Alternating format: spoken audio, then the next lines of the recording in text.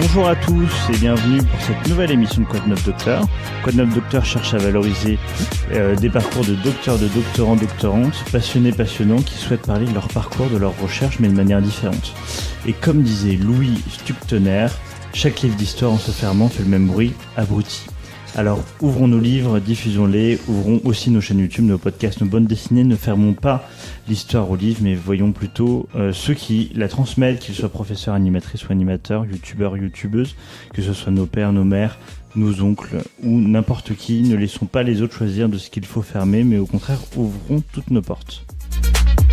Quoi de neuf Docteur, présenté par Pierre Sertoff. Je suis avec un grand lecteur. Certes, il a passé une grande partie de l'année à lire Le Monde nazi de Joan Chapoutot. Il est aussi un grand consommateur de YouTube. À mon plus grand désespoir, c'est Pierre Suer. Comment ça va, Pierre ? Bah ça va et toi ? Ça va super. À la base, elle voulait parler d'archéologie sur YouTube. Maintenant, elle a dévié et on vient même à parler d'historiographie. Elle a fait des études sur les luttes d'influence entre l'Empire parthe et l'Empire romain pour le contrôle de la Mésopotamie. C'est Alice Durand. Bienvenue en Lorraine, Alice. Comment vas-tu ? Bah ça va, merci, et toi ? Très bien, merci. Il marche dans les pas de Marc Bloch par son engagement au sein de l'association des professeurs d'histoire-géographie, qu'on appelle l'APHG. Mais il est aussi professeur d'histoire-géographie en Moselle et enfin engagé aussi politique pour le département. Il a tellement de casquettes que l'été peut être chaud, il sera bien équipé. C'est Mathieu Pilon que nous recevons aujourd'hui. Comment vas-tu, Mathieu ? Très bien, merci. Bonjour à tous. Vous l'aurez donc compris, aujourd'hui on va parler de transmission de l'histoire avec le rôle du professeur incarné par Mathieu, mais aussi l'émergence de contenus scientifiques sur Internet. Est-ce que tout est bon pour vous ? Parfait. Et bah parfait. Je vous propose qu'on commence tout doucement, à entrer dans le Quoi de neuf Docteur. Et justement, est-ce que vous connaissez ? J'ai l'impression que non. Et ben voilà. Vous n'avez pas l'occasion de vous rencontrer avant. Rien ne prêtait à croire que vous allez un jour être invité à Quoi de neuf Docteur. Et pourtant, Pierre peut vous montrer que vous avez beaucoup de points en commun. La feuille est dans le mauvais sens. Oui, effectivement, Alice Durand, Mathieu Pilon, je l'ignorais peut-être, mais vos parcours respectifs et vos thèmes d'intérêt comportent plus d'un point commun. Donc, pour vous présenter succinctement, Alice, tu es une vulgarisatrice historique sur les réseaux sociaux, titulaire d'un master de recherche en histoire antique, et tu t'es particulièrement intéressée à la Mésopotamie du Nord, au IIe siècle de notre ère, entre contrôle parthe et menaces romaines. Mathieu, tu es donc président de l'association des profs d'histoire-géographie en Lorraine, investi dans la vie associative locale et la vie politique entre le pays messin et Thionville. Jusqu'ici, tout va bien. C'est à peu près la même présentation que Pierre a faite. Mais a priori, rien à voir. Mais maintenant, vous connaissez peut-être ma faculté à trouver des points communs improbables. Et tout commence à Semécourt, commune d'origine de Mathieu, au nord de Metz, au croisement de l'A4 et de l'A31, pour vous situer. Et Semécourt se trouve être à l'intersection de voies romaines. Forcément, Alice, ça te parle, puis tous les chemins mènent à Rome. Mais le contrôle de la Mésopotamie était loin d'être une chose facile, puisque c'est le lieu d'affrontement important entre différents peuples, entre les Perses, les Gréco-Macédoniens, puis les Romains, et donc l'Empire des Parthes. On parle de régions au nord de l'Iran et de l'Irak actuel, qui sont parcourus au début du XVIIe siècle par l'explorateur romain Pietro della Valle, de Dana, Lalilala. Et si je parle de Pietro della Valle, c'est parce que Mathieu, tu as eu la révélation de ta vocation de devenir prof d'histoire-géographie, de faire de la recherche, de découvrir des nouvelles choses, lorsque tu étais en classe de CE2 et que tu avais eu à faire des recherches sur les grandes découvertes et que tu avais découvert toi-même plein de choses, et la démarche de faire des recherches et de les partager, ça t'avait ouvert la voie vers ce que tu fais aujourd'hui. Moi, quand je découvre des choses, c'est que Pietro della Valle, c'est celui qui a fait connaître les chats persans et le café turc au public européen.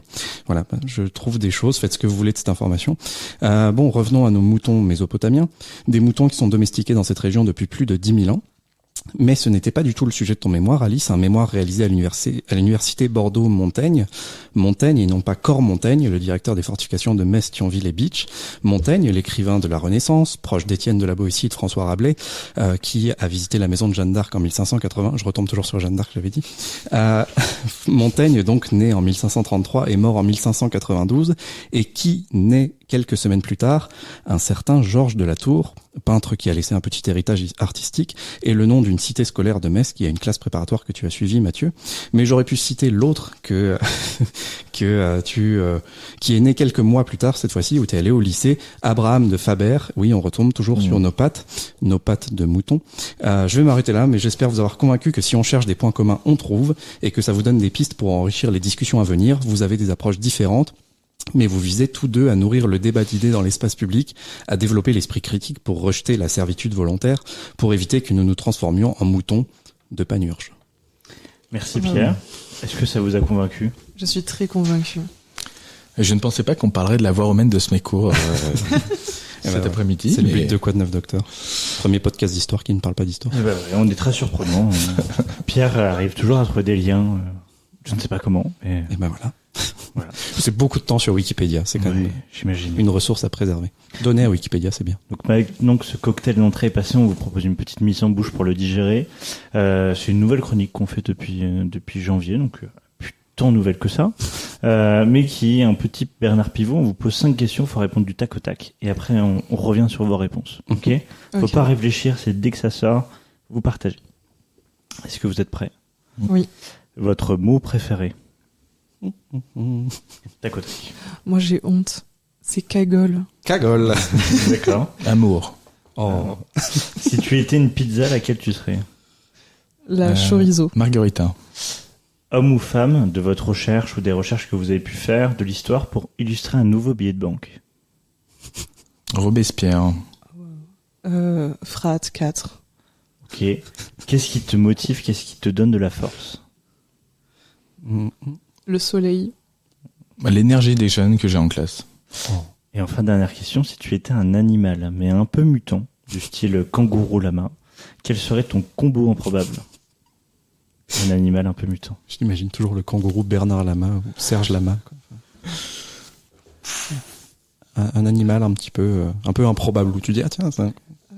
Je serais un crocodile papillon de lumière. Moi, un dauphin, dauphin-baleine. Ok. L'entre-deux. Papillon de lumière, c'est en lien avec la chanson. Tout à fait. Tu sais d'où vient cette chanteuse ? Elle vient de Non. Forbach, elle vient du nord de la Lorraine. Elle vient de Moselle. Ah ouais Ouais, Ah, je savais pas. Célébrité locale. Thierry Mandel, je crois. Exactement. Cindy Sander, non ? Cindy Sanders, tout à fait, on Bref. l'embrasse. Et mais on va peut-être rebondir Ouais, sur tout à vos fait. réponses. Parce que il y a Déjà, eu- qui était le personnage que tu as dit, que je ne connais pas ? Part C'est 4. Frat. Frat 4. Alors honnêtement, j'ai plus les dates de règne en tête, mais c'était un des rois Part que j'ai étudié pendant mon mémoire. Ok. Et il était stylé. Il avait quelque chose de particulier. Il a fait quelque chose de significatif. Est-ce que tu te souviens Alors, j'avoue que ça remonte un peu. Je pense que si je m'en souviens aussi bien, c'est qu'il a fait quelque chose. Je me demande s'il a pas interagi avec Auguste du coup. Ok. Mais honnêtement, j'ai peur de dire des bêtises. Très bien. Parce Retenons, que c'est loin. Robespierre, c'est parce que tu as envie de couper des têtes des fois. Non, parce que j'ai fait un mémoire sur les violences révolutionnaires. Alors moi, je n'ai pas fait de doctorat et je ne suis pas docteur, parce que ça m'a toujours fait peur, le doctorat et devenir docteur. Mais et une autre particularité, c'est que j'aurais bien voulu s'y continuer quand même un mémoire de recherche plus poussé sur la Révolution française en Moselle, sauf que nos archives ont été brûlées en 45. Donc il n'y a plus ou très peu de sources.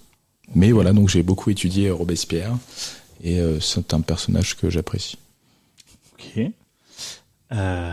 On revient sur les animaux peut-être. il y avait un dauphin baleine et puis un Ouais. Un papillon crocodile de lumière. papillon de lumière. Voilà. Ouais. Est-ce qu'il y a une explication ou c'est vraiment c'est ce qui est venu? Alors le crocodile, c'est l'emblème de ma ville de naissance, qui est Nîmes. À Nîmes. Et puis j'aime bien les crocodiles et que j'aime bien Mylène Farmer, donc Très voilà. Ok. Papillon de lumière. La baleine. La baleine et le Dauphin, dauphin, baleine, je dauphin, trouve baleine. que c'est des animaux qui sont tout à fait pacifiques et tranquilles. Pas tant, je crois, le dauphin, mais bon, c'est pas le sujet du podcast, mais. Margarita. Pourquoi la Margarita? Ce que j'aime bien, tout simplement. Ça réjouit mon estomac, donc voilà. Ça marche. Et toi, c'était chorizo. Chorizo, oui, pareil, c'est parce que j'aime bien. Ok, très bien. Bon. Et Très bah, bien, je crois. continuons. Quoi de neuf, docteur, sur RCF en Lorraine. Nous sommes toujours donc sur Quoi de neuf, docteur, avec Alice Durand et Mathieu Pilon. Je vous propose qu'on commence notre jeu historique des tournées. L'idée est très simple. À chaque tournée, je vous pose une question autour d'un fun fact. La réponse n'est pas évidente, donc pour la trouver, vous posez des questions. Et moi, j'essaie de vous aiguiller. Et après chaque question, je vous pose un peu une question d'approfondissement sur vos parcours, sur votre vision de l'enseignement de l'histoire, etc. Pour information, Pierre n'a pas les réponses.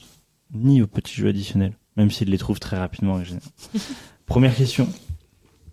Qu'est-ce qu'interdit la commune de Châteauneuf-du-Pape dans le Vaucluse? Je l'ai. Interdit, c'est-à-dire qu'elle est toujours en vigueur, cette interdiction? Tout à fait. Il y a eu un arrêté municipal qui dit c'est interdit. On n'a pas le droit de faire ça. Depuis 1954, si ça peut vous aider. N'hésitez pas à poser des questions. C'est pas le lancer de nain, non? C'est une autre commune. Châteauneuf-du-Pape, c'est quoi? C'est dans le Vaucluse, à côté C'est Vaucluse, d'Avignon, ouais, tout à fait. pour situer. Donc un terrain particulièrement propice à ce qui est interdit. Implanter de la vigne. Non, c'est un fun fact. Hein, c'est... Oui, planter de la vigne, ça serait quand même très dommage à Châteauneuf-du-Pape. Ouais. Est-ce que c'est une interdiction qui pèse sur le quotidien des personnes ou c'est pas trop contraignant? C'est pas du tout contraignant pour les Non. habitants. Ok. C'est pas très contraignant, effectivement. Pour les habitants, non. En revanche, Pour des personnes extérieures, c'est plus contraignant. Mais là, Exactement. je pense qu'on les perd. Oula. On n'a pas le droit de porter quelque chose de particulier, un habit Non, ou une, ça concerne pas l'habillement, ni le pas textile. l'habillement. Et ça concerne les gens du coup? Ça concerne pas forcément les gens. Une voiture, un moyen de déplacement. C'est un moyen de déplacement, en effet. mhm. Mais pas un moyen de déplacement traditionnel. Ok. J'aime bien parce que Traditionnel. j'essaie d'imaginer des manières de faire comprendre que. Ouais. C'est. Pour poser la question, est-ce que c'est un arrêté qui s'applique à des humains? Ça peut. Ça peut? C'est le moyen de transport. Ah, c'est le moyen de transport, d'accord. Dans les années 50, donc. Il n'y a pas de lien avec la date. À part la soupe au chou. Ouais, il y a un petit contexte quand même. Mais... Ça peut pas être la trottinette électrique, par exemple. Non. J'imagine. En effet, non. Les secoupes volantes, les Exactement. extraterrestres. Donc je vous lis l'information. Depuis 1954, un arrêté interdit le survol, l'atterrissage et le décollage d'aéronefs, dit soucoupe volante ou cigare volante. Cigare volant. Ok. Ok. De quelque naturalité qu'il soit sur le territoire de la petite commune du Vaucluse. La feuille volante est soigneusement scotchée dans le registre des arrêtés municipaux de la mairie, dont les murs de pierre et la tour ronde donnent des airs de château fort. Et du coup, dans l'article, Anthony témoigne. Tout aéronef dit soucoupe volante ou cigare volant qui atterrira sur sur le territoire de la commune sera immédiatement mis à la fourrière.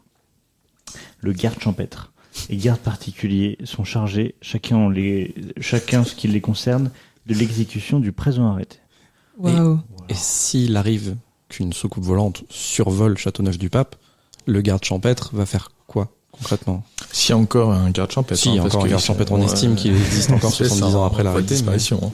Ah, bah, apparemment, il est encore là. Il a le droit de verbaliser le soucoupe volontaire. Enfin, Ouais, il le met à la fourrière même. il le met à l'amende, quoi. Voilà. Ouais. Et du coup, ma question, souvent il y a des liens entre les fun facts Mhm. et les questions qui arrivent après. Des fois, non. Voilà. Ok. Là, j'ai essayé de faire en sorte qu'il y ait un lien. À quel moment on devient illuminé de l'histoire Oh. et pourquoi on veut transmettre cette passion? À quel moment vous dites l'histoire, c'est mon truc? Pierre disait, toi, c'est par exemple à l'école primaire. L'enseignement, c'était une institut. À quel moment vous dites ça, j'ai envie, pourquoi déjà l'histoire et pas autre chose? Et à quel moment ça s'est fait? Alors moi, faut savoir que j'étais pas destinée à des études d'histoire à la base. C'est pas apparu comme une évidence parce que je voulais faire des études d'art. Et en fait, je me suis rendu compte que j'aimais beaucoup l'histoire et que c'est une matière dans laquelle j'étais très à l'aise. Donc je suis partie en licence d'histoire. Et là, j'ai adoré. À quel moment j'ai voulu transmettre? Je pense que c'était en master quand je me suis rendu compte qu'en fait, il y a plein d'événements historiques qui sont très peu connus du grand public. Et voilà. Toi, Mathieu, à quel moment? Pierre lisait Johan Chapoutot, Le Monde nazi. Et Johan Chapoutot a dit une fois une phrase très juste. C'était au rendez-vous d'histoire de loi. Il a dit: je suis devenu historien parce que j'ai des grands-parents. Et je pense que j'ai fait de l'histoire. Avant le CE2, j'avais une grand-mère qui me rappelait, qui me racontait, elle est décédée depuis malheureusement, l'annexion en Moselle et comment s'était passée cette période tourmentée de la Seconde Guerre mondiale, comment ils avaient survécu à la campagne. Alors c'était un petit village de Rurange-les-Thionville, à côté de Boulay. Et je pense que ça m'a intrigué. J'avais fait des recherches par la suite et qui n'étaient pas nécessairement en tout à fait raccord avec ce qu'elle racontait. Donc ça montre aussi, on a discuté tout à l'heure, le lien mémoire-histoire. Mais je pense que cette phrase m'a beaucoup marqué. Et ensuite, CE2 le déclic avec une institut et ça m'a donné la vocation. Ouais. Donc tout commence à l'école. Tout commence à l'école et dans le cercle familial, avoir des grands-parents. Ouais. Mais alors, du coup, moi, pour répondre à la question, parce qu'on répond nous-mêmes aux questions qu'on pose aussi. Moi, c'est pareil, le fait d'avoir une histoire familiale t'amène à être questionné sur l'histoire. Ouais. Et pour le coup, étant fils et petit-fils de migrants, t'as un passif historique qui fait que du coup, tu vas t'intéresser à pourquoi est-ce qu'ils sont partis, comment ça s'est passé, et donc progressivement, tu mets un doigt dans l'engrenage qui te dépasse. Pour l'histoire contemporaine, Pour l'histoire contemporaine, même pour toute histoire que tu racontes, on le voit ça en cours, les gamins sont plus intéressés par une période ou un chapitre s'il y a une histoire personnelle derrière, en fait. Et pour l'histoire antique, tu sais si t'as eu un déclic de quelque chose où tu t'es dit tiens la Mésopotamie c'est parti. Alors déjà pour ce qui est de l'histoire antique, parce que j'ai beaucoup étudié l'Empire romain, forcément en ayant grandi à Nîmes, en voyant les arènes et la maison carrée tous les jours, enfin c'est quelque chose qui est très qui était présent en fait dans mon quotidien, donc je pense que ça a beaucoup aidé. Et après la Mésopotamie, en fait, je me suis trouvé une passion pour l'Iran et le Moyen-Orient de manière générale quand j'étais en licence. Et du coup, j'ai voulu continuer, mais plus sur la période antique, parce qu'à la base, j'ai étudié la période médiévale, donc l'Empire d'Islam, etc. Ok. Voilà. Okay. Donc, t'avais envie de travailler cette région, et puis exactement. Ça s'est trouvé ce sujet-là. Tout à fait. Ça s'est façonné au fur et à mesure. C'est moi qui pose les questions. Ça s'est façonné au fur et à mesure, peut-être avec justement un directrice de mémoire qui dit tiens, là, il y a un truc qui est pas trop connu, qui est pas trop exploré. C'est peut-être aussi comme ça qu'on. Oui. Ouais. Ça s'est exactement passé comme ça. C'est chouette. Et quand vous étiez jeune, vous consommiez comment l'histoire? Comment vous êtes intéressé à l'histoire quand vous étiez jeune? C'était par des films, par des livres, par des BD? Il était une fois l'histoire. Il était une fois l'histoire, il était ça je me rappelle, il était une fois la vie aussi. Et je suis pas demi-médecin pour autant. Mais pas mal de bouquins, il y avait des très bons bouquins qui étaient faits qui séquençaient l'histoire par période, et je sais qu'à chaque anniversaire on m'offrait un supplément, donc voilà, j'ai pu aboutir jusqu'au XXe siècle, je suis arrivé jusqu'à nous. Mais par des BD un peu moins historiques à l'époque. Ça se développe de plus en plus maintenant, mais il y avait moins de BD historiques, je pense. Mais aussi par des ouvrages. Il y avait des ouvrages qui étaient bien faits pour le jeune public, et donc moi j'ai commencé par ça. Par la fiction plutôt, du coup, ou par vraiment de la. Ah non, dans le dur. Moi c'était dans le dur tout de suite. L'historiographie, Marc Bloch. Marc Bloch, non, Marc Bloch. doucement. Ça, c'était à la fac, l'étrange des têtes, etc. Mais dans le dur, je me rappelle avoir eu une somme sur l'histoire de l'Algérie en 3e, des choses sur les lettres de Poilu en 3e. Non, j'étais à fond. Même, je m'impressionne encore aujourd'hui. Je me dis, mais j'arriverais même pas à relire ça aujourd'hui. C'était trop lourd. Je sais pas qu'est-ce que je faisais là. Et toi, du coup, Alice? Moi, j'avais des livres d'histoire quand j'étais petite, et après, je pense que c'était beaucoup les documentaires, notamment sur Arte. Ok, donc tu étais déjà dans la partie vidéo, quoi. Ouais. Et est-ce que du coup il y a un événement où tu t'es dit waouh, ça c'est fou, quel est en fait le premier événement historique que vous avez connu? Je repose mieux la question, quoi. La victoire de la France en 1998 à la Coupe du Monde. Alice n'était pas née. Effectivement. Premier événement historique. Moi j'avais 3 ans, donc l'élection de Jacques Chirac en 1995. J'étais pas né pour le coup. Ah. Je reviens de New York et l'effondrement des 11 septembre. Ouais. Ça m'a, je me rappelle où j'étais, c'est vrai que je pense que j'étais gamin, mais ça m'a marqué, quoi. Ouais, moi je me rappelle de la télé. Voilà, moi c'était ça, la télé. Je me rappelle exactement l'emplacement de ma mère, où c'était dans le salon, etc. Et je pense que c'est un moment historique. Et là, revenant de New York, j'ai beaucoup de choses qui me sont revenues, et l'émotion aussi partagée par le peuple américain était sidérante, ouais. Toi, du coup. En fait, je saurais pas dire un événement en particulier. Je sais juste que ma première passion dans l'histoire, c'était l'Égypte antique, quand j'étais en primaire. Mais du coup, c'est un temps qui est quand même assez long. Ouais, je dirais que c'est ça. Moi, j'allais répondre 21 avril 2002 aussi, je me souviens très bien. Enfin, ce truc de et oui, bon, la politique, il peut se passer des choses, quoi. C'est pas juste, il y a de temps en temps une alternance gauche-droite. Bah oui, en fait, des fois, c'est pas tout à fait comme on imagine, quoi. Je me souviens assez bien comment ça s'était passé. Et puis, bon, maintenant, on fait quoi? Puis moi, j'avais 10 ans, hein, donc j'ai organisé ma manif, pancarte, tout ça, pas du tout. Quoi de neuf, docteur, sur RCF en Lorraine. Nous sommes toujours sur RCF et sur toutes les plateformes de streaming pour cette nouvelle émission de Quoi de neuf, docteur, avec Alice Durand et Mathieu Pilon. Deuxième tournée, ça vous va? Tout le monde reboit un coup. C'est vraiment bien. Parler des États-Unis, on y retourne. Je parle très mal anglais. Donc, je vais vous prononcer un mot anglais. Vous n'allez pas le comprendre. Qu'est-ce que l'Hillman, H-I-2-L-M-A-N, University, Hillman University, a-t-elle de particulière? Qu'est-ce que l'Hillman University a-t-elle de particulière? Là, je l'ai pas. Voilà, je peux te dire c'est que tant mieux. autant les. Alors, c'est soucoupes dans quel volantes- état? Parce que là, Je réponds pas à cette question. Est-ce que c'est une université réelle qui existe vraiment? C'est-à-dire Est-ce que c'est une ça Permanente, existe dans une éphémère. fiction? Ah, est-ce que c'est dans une fiction? Non, c'est pas dans une fiction.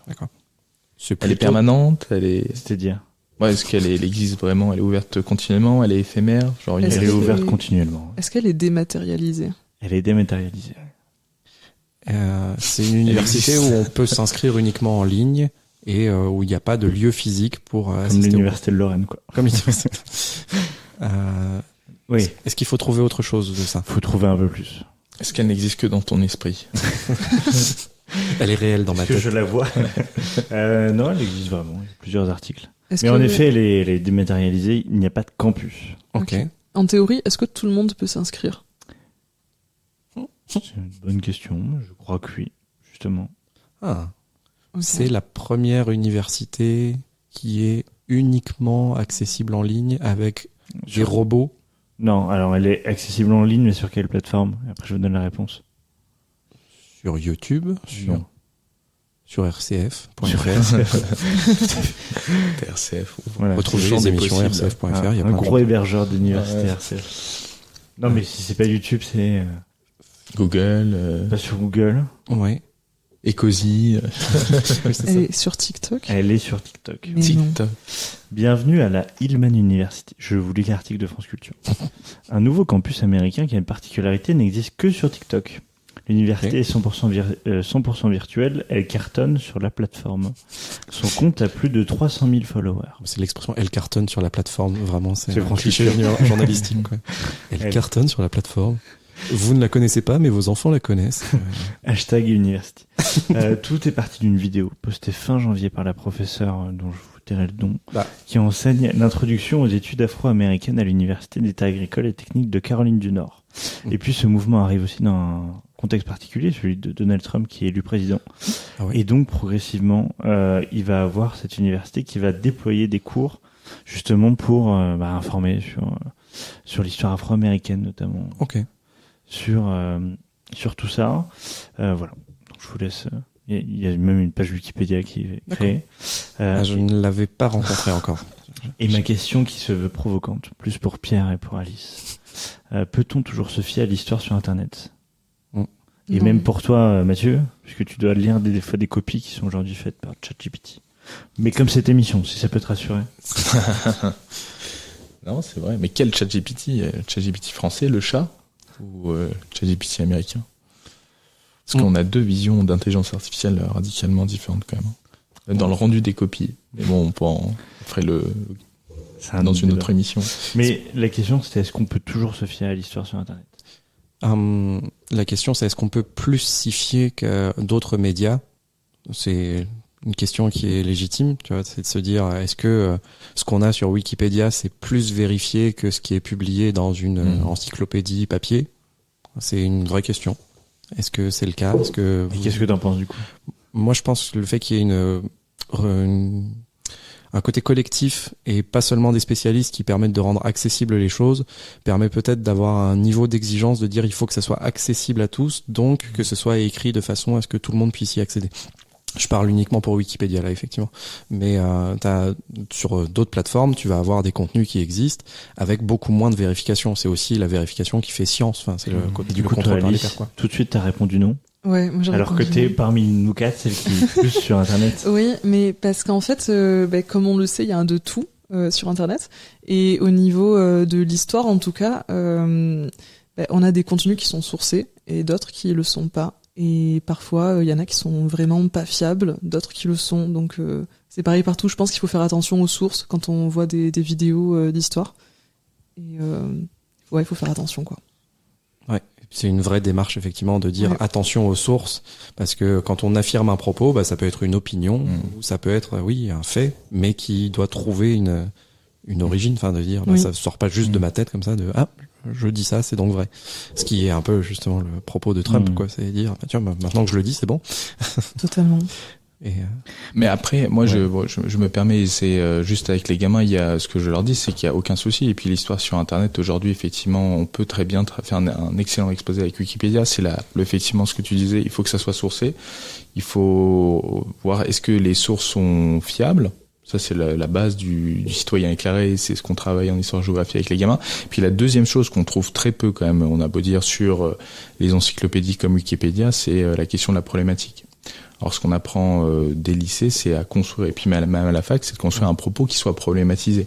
Parce qu'on peut avoir tous les faits ou toute une suite d'événements aussi factuellement prouvés très bien, mais ce qui est intéressant, c'est quelle problématique.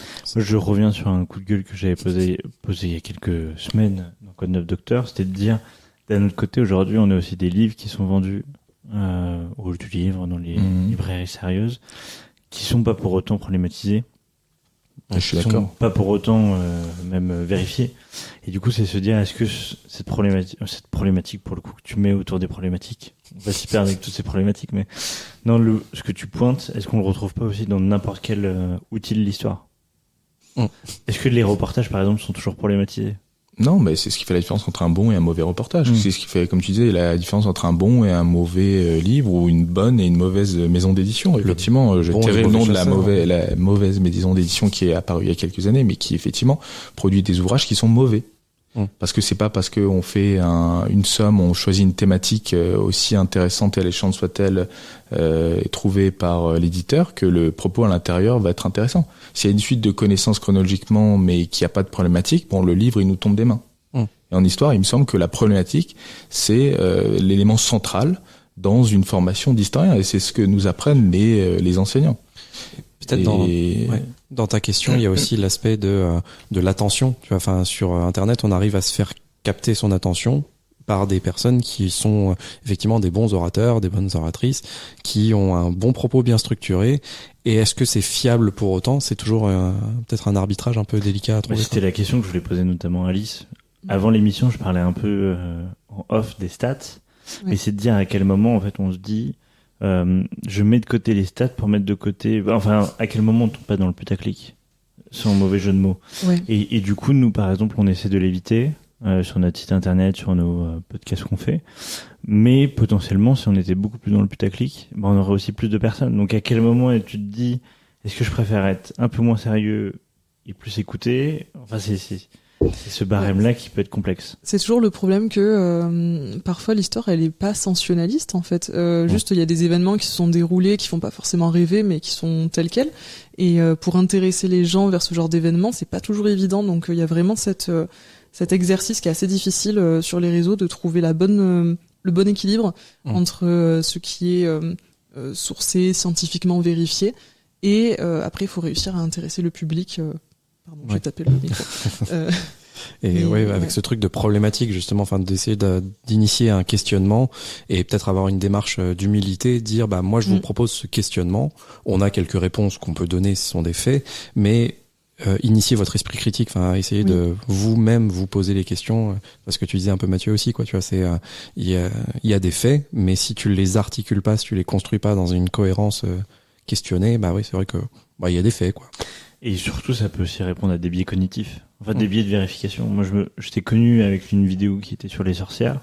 Où justement, en fait, l'histoire des sorcières a été aussi utilisée pour répondre à des biais de... Oui, elle a été largement réutilisée. De confirmation, de se dire, en fait, j'ai un propos féministe et je souhaite avoir un ancrage politique... même si c'est très sérieux sur d'autres aspects, si on parle de Mona Chollet par exemple, il y a aussi une utilisation de l'histoire qu'on va essayer de faire rentrer un peu dans notre idéologie pour vérifier ces biais-là. Oui. Je sais pas si tu veux en dire un mot, mais... Non, mais oui, ça aussi c'est assez compliqué de s'exprimer sur ce genre de sujet. Parce que il y a des sujets historiques qui sont plus touchy que d'autres, et parfois il y a des fantasmes ou des idées reçues, notamment c'est le cas sur la chasse aux sorcières dont j'ai largement parlé sur mes réseaux sociaux, et en fait c'est compliqué parce que d'en parler tu te retrouves face à beaucoup de commentaires et de personnes qui sont pas toujours d'accord avec ce que tu dis, et je les comprends aussi parce que leur ressenti est légitime, mais là on n'est pas dans le ressenti mais dans le factuel, donc parfois ça pose problème Enfin, il y a une réutilisation de l'histoire parfois qui est problématique. C'est réussir à dire attention, quand même, ne croyez pas tout ce qui est dans un seul livre. Essayez de multiplier les sources. Et puis, si on parle du livre de Mona Chollet, donc c'est Sorcière, qui est sorti il y a quelques années, c'était quoi, 2018-2019. Oui, c'est récent. Et c'est un livre qui avait fait un carton, quoi, pour le coup. Et il y a des sources en bas, mais effectivement, c'est toujours posé un peu la question de l'utilisation des sources. Est-ce que si on va vérifier vraiment les sources, est-ce que c'est vraiment ce qui est affirmé? Donc c'est ces questionnements-là, quoi. C'est se dire, entretenir aussi de il y a un livre qui me dit ça, faut que je vérifie aussi dans d'autres livres, quoi. Enfin, et pareil sur Internet, il y a un site, il y a une source qui dit ça, faut que je fasse gaffe. Et du coup, toi, Mathieu, comment tu t'accompagnes les élèves qui parfois, peut-être, quand j'étais professeur, c'était le cas, arrivaient en disant, en fait, j'ai lu ça, j'ai entendu ça, ou sur Snapchat, sur Twitter, il y a eu telle information, et du coup, je pars du principe que c'est vrai. Et en fait, d'autant plus qu'aujourd'hui, on a même un président d'État qui propage des choses fausses d'un point de vue factuel. Donc, Emmanuel Macron. Je pensais plus à Donald Trump. Je suis très mal à l'aise. Pas de politique dans mon. Non, mais plus sérieusement, c'est la multiplication des sources. Après, tu me disais, les élèves ont lu ça. Bon, ça serait très bien qu'ils lisent un petit peu, les élèves. Mais bon, c'est plus, j'ai vu ça. Et après, quand ils nous disent ça, on leur dit, peut-être multiplie tes sources, multiplie tes canaux d'information, et puis ça, peut-être que tu n'auras pas. Mais après, ce qui est très bien, c'est qu'une classe, c'est pas cours particulier. C'est-à-dire quand l'élève parle, il a ses pairs autour, il a 29 autres élèves, ou 24 autres élèves, ça dépend si on est dans un établissement 35. avec un peu moins d'élèves et très bien loti, mais c'est les autres, c'est ses camarades avant tout qui vont intervenir. Et en fait, le professeur, quand c'est une dinguerie qui est dite en classe, c'est plus les camarades qui vont intervenir que le Par professeur. exemple, t'as un exemple là qui...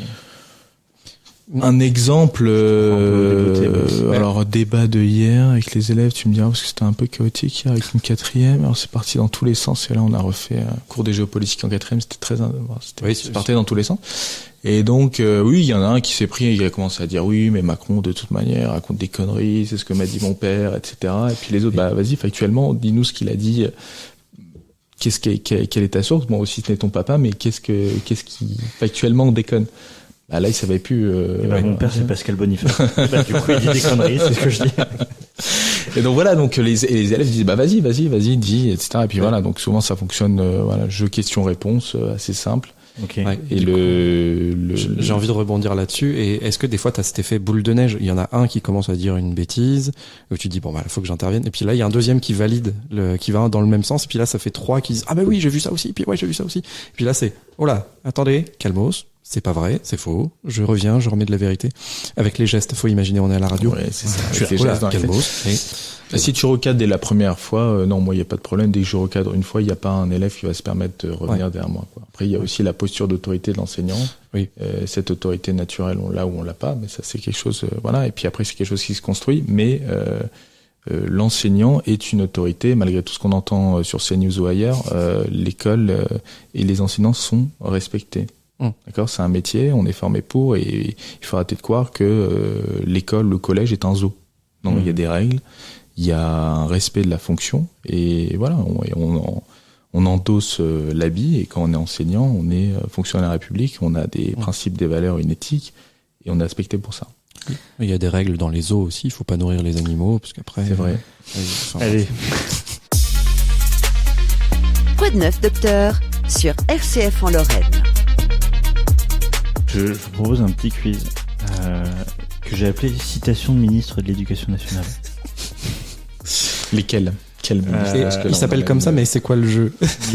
Donc, le deuxième quiz te concerne plus que le premier, mais j'ai eu du mal à trouver un quiz qui vous fait les deux en même temps.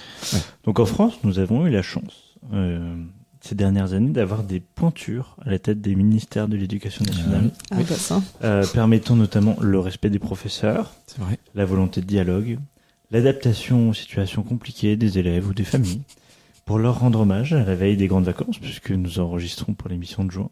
Je vous propose ce quiz qui dit qui a bien pu dire ça. C'est pas forcément des ministres de l'Éducation nationale, parce que nous avons la chance que tout le monde ait un avis sur l'Éducation nationale. Donc qui a bien pu dire ça? C'est ça le propos. C'est ça. Et souvent, c'est peut-être des ministres. Mais on va voir. Je vous laisse découvrir. D'accord. J'essaie de... Première citation. Dès que vous avez la réponse, c'est un peu un buzz, quoi. Vous dites, c'est machin. On n'a pas de bouton pour buzzer, Non. mais on peut rajouter. Oui, faut pas se faire mal. Première citation. Chez ces jeunes, l'attitude rebelle, fréquente à l'adolescente, adopte la culture communautariste. Oui, pour l'instant, c'est C'est tout. C'est un peu large. Jean-Michel Blanquer. Exactement. Oh là Wow. là. Ça va, vous avez compris le jeu? Oui. Pas très dur. Oui. Le deuxième, elle est assez connue, normalement vous allez trouver vite. On ne va pas demander aux enseignants qui ne travaillent pas parce que les écoles sont fermées de traverser toute la France pour aller ramasser des fraises. Ah, bah c'est... Est-ce que c'est pas un Premier ministre qui a dit ça? Non, Non. Mais Macron. c'est pas Emmanuel Macron, mais c'est de son gouvernement, de son premier mandat, si je peux aider. Oui, c'était pendant le Covid. Enfin, c'était... Tout à fait. Et donc... Parce que les écoles étaient fermées. Exactement. C'était un ministre de l'Éducation nationale. Non. Bah non. C'est pas Jean-Mich. Oui, encore Jean-Michel Blanquer. C'est la porte-parole du gouvernement dont j'ai oublié le nom. Marlène Schiappa. Sibeth Ndiaye. Sibeth Vous Ndiaye. vous en souvenez pas de cette citation Non, mais je me souvenais non plus de. pour aller Sibeth ramasser Ndiaye. des fraises. Ramasser des phrases. C'est très poétique. Merci. On va aller ramasser des phrases. Allez, on continue. Il y a un corporatisme enseignant qui bloque tout. Ah, ça ressemble à du Claude Allègre, ça. Mais c'est l'époque. Hein. Jean-Pierre Chevènement. Ah, j'en ai une autre, mais c'est pas lui là. C'est pas lui. C'est plutôt un ministre de gauche. François Fillon. Exactement, c'est François Fillon François qui Fillon. était en 2005 ministre de l'Éducation nationale. C'est ça. Ça va? Ouais. Ça va. Alors si vous trouvez ce jeu compliqué, le jeu de Pierre encore pire. Non, Voilà. non, cette semaine, franchement, ça va. Phrase suivante. Le problème, c'est qu'on a trop d'enseignants absents. Ça, peut-être qu'il y a trop de gens qui l'ont dit cette phrase-là. Il y a Ah, trop mais de là, gens c'est- qui t'aiment. Gabriel Attal. Non, on se rapproche. Le problème. Ah, Elisabeth Borne. Non, avant. Là. non, mais c'était évidemment Amélie Oudéa-Castéra, Non, c'était pas elle. ministre de l'Éducation, qui. J'ai oublié son nom la dernière. C'est pas un ministre de l'Éducation. Ah, c'est pas un nationale. ministre de l'Éducation, d'accord. Mais en effet, on a oublié l'avant-dernière. Ouais, c'est ça. On a même oublié qu'il y a eu Pape Anne Jeuneté. Ndiaye. Anne Jeuneté. Ah, Papendiaï, c'est vrai que j'avais oublié Mais c'est Papendiaï. pas lui qui l'a dit. Parce qu'il a jamais parlé à la presse. Pape Ndiaye. Tu peux redire la phrase? Oui, le problème, c'est qu'on a trop d'enseignants absents. Oui. Mais c'était récemment, là. C'est récent. Récent. Avec la volonté de réformer les vacances, de Ah, Bah, Emmanuel Macron. Emmanuel Macron. Ah, d'accord. Phrase suivante, les enseignants travaillent 24 heures par semaine et 6 mois dans l'année. Nicolas Sarkozy. Tout à fait. C'était une sortie assez remarquée. Oui. Et... Est-ce que c'est faux hein Je pose la question. C'est faux, c'est faux. Ils travaillent moins. Je crois que oui, la fonction publique d'État, c'est parmi ceux qui ont le taux d'absentéisme le plus bas parmi les fonctionnaires et aussi parmi les travailleurs du secteur privé. C'est juste qu'en fait, ça se constate quand un enseignant est absent parce que C'est ça ça. a des conséquences sur. Ah oui, moi si je suis pas là, ça change rien quoi. Ouais. À mon travail. Mais c'est surtout que les jours de remplacement, enfin, je sais plus comment ça s'appelle, qui voulaient passer de 1 à 3, les Les jours jours de carence. de carence sont souvent payés dans le privé et pas dans le public. Ça dépend évidemment des entreprises et des secteurs. Tout à fait. Non, très clairement. Et puis ça, c'est une insulte pour les enseignants. Tout le temps. Moi, je dis souvent, si vous n'êtes pas content, passez le concours. Il y a plein de postes. Oui, si Passez le concours. Donc là, si c'est une planque. Ouais, j'ai la mais- possibilité, donc je lance un appel général à passer les Ouais, concours. mais s'il a un casier chers auditeurs. judiciaire, du coup, peut-être que ça bloque, non? Ah bah ça bloque, effectivement. S'il a été impliqué dans les Ah affaires. oui, on si on a un bracelet électronique, ça serait compliqué. Ouais. Ouais, si, Allez. si on a un secteur géographique donné, tu vas pouvoir aller jusqu'au collège et puis pas plus loin. Enfin, Il y a une forme de conservatisme dans le monde enseignant qui freine parfois les réformes. Ouais, bon, c'est un peu la même que tout à l'heure avec le corporatisme. mais Non, c'est- parce que c'est pas pareil. C'est pas le même bord politique. Ouais, d'accord. Jean-Pierre Chevènement. Non. C'est ce que je remets jusqu'à là. Conservatisme dans le monde enseignant. Alice, tu as l'air dépitée de ça. J'ai aucune idée de la Récemment Oh, ça dépend qu'est-ce qu'on entend par récent. À l'échelle des temps François géologiques, Bayrou, c'est quand récent. il était ministre, non? Non, c'est plus récent que. Alors, Papendiaï, Gabriel Attal. C'est pas le. J'ai essayé de changer de bord politique pour montrer que il y avait un. Alors, C'est une ministre qui a pas fait l'unanimité. Najat Vallaud-Belkacem. Tout à fait. D'accord. D'accord. La dernière, Vas-y. je défends le récit national qui doit être objectif. La Alors là, France- c'est pas très radiophonique, mais Alice a levé les Ah yeux ouais. tellement haut qu'ils ont surpassé. La France est une personne qui évolue d'âge en âge. il faut apprendre son histoire, parce qu'autrement, comment donner aux jeunes issus de l'immigration l'envie de s'intégrer à un pays qui passe son temps à se débiner tous les jours? J'ai envie de dire Éric Zemmour. Éric Zemmour ou Marine Le Pen. Ah non. Jordan Philippe Bardella. de Villiers. Philippe de Villiers. Ah, c'est donc Jean-Pierre Chevènement. D'accord, ok. C'est vraiment le Ah, il a mal vieilli par contre, Jean-Pierre Chevènement. Alors là, Alors ça, il l'a on dit. passe des petits sauvageons à ça, d'accord. Il l'a dit au moment de la réforme du collège de Najat Vallaud-Belkacem. Donc c'était il y a déjà une dizaine d'années. Quoi. Ouais. D'accord. Assez rapidement, en fin de ce cursus, j'ai quand même une question à vous dire. Pourquoi est-ce que l'école aujourd'hui est vivement critiquée, selon vous? Toi qui es à l'intérieur, Alice qui est plutôt à l'extérieur. Si vous voulez le temps de réfléchir à la question, c'est peut-être poser la question de on met de plus en plus de choses à l'école, on demande de plus en plus de choses à l'école et en même temps on la critique de plus en plus. Est-ce que vous validez ce constat? Après, la question, est-ce qu'elle est plus critiquée aujourd'hui qu'avant? Enfin, je pense que l'école a tout le temps été critiquée. Il y a eu la guerre des deux écoles, il y a eu parce que en fait, on porte une vision aussi. C'est l'école républicaine. Ça, on l'oublie souvent, mais on porte un message républicain. Et donc, elle peut être critiquée effectivement pour des raisons idéologiques, des raisons politiques, des attentes des parents, effectivement, qui attendent toujours plus. Et puis, on est dans une société à la fois consumériste, et il faut en avoir conscience. Donc, on attend d'un service public un service privé. Et au-delà de ça, moi, je pense fondamentalement que c'est le nivellement vers le haut des compétences. Il y a 50 ans, un institut ou un professeur était vénéré parce qu'il avait fait une école normale, où il avait l'agrégation, par exemple. Aujourd'hui, tu as un bac plus 5, tu es enseignant. Même maintenant, on veut revenir au bac plus 4. En fait, le parent que tu as en face de toi, il a un bac plus 5. Il a peut-être aussi un bac plus 8. Il travaille dans la finance. Bref, il se sent aussi armé que l'enseignant pour pointer du doigt ce qui va pas, voire le critiquer. Donc ça aussi, faut pas oublier que ce nivellement vers l'eau. Et puis, les salaires ridicules. Je veux dire, il y a 50 ans... Quand je discutais il y a 3 ans avec un collègue qui partait à la retraite, il me disait, nous, quand on a commencé dans la carrière, les collègues qu'on avait, ils se faisaient des costards sur mesure. Aujourd'hui, c'est plus possible. C'est-à-dire, t'as un salaire ridicule. Parent qui vient et travaille au luxe, moi qui enseigne en Moselle, il gagne 2 fois plus que toi. Et c'est les élèves qui te disent, au moins, et donc c'est les élèves qui te disent que, en fait, ils feront jamais enseignant parce que c'est un salaire dérisoire. Parce donc, ils voudraient faire enseignant. C'est parce que t'as pas de costume taillé sur mesure, c'est ça le problème? Mais le salaire, la question du salaire, c'est est-ce que l'habit fait l'enseignant? Non, pardon. Pas l'habit, mais le salaire, oui. Le salaire dans le respect et puis dans le... Est-ce que tu penses que si les profs étaient plus payés, il y aurait aussi du coup des personnes qui sont aujourd'hui dans d'autres emplois, privés ou publics, bien qui sûr, gagnent plus et qui seraient devenus profs? Est-ce que tu penses qu'il y a des gens qui ont mis de côté leur carrière de prof juste pour... c'est une question importante, mais pour le salaire? Oui. Très clairement.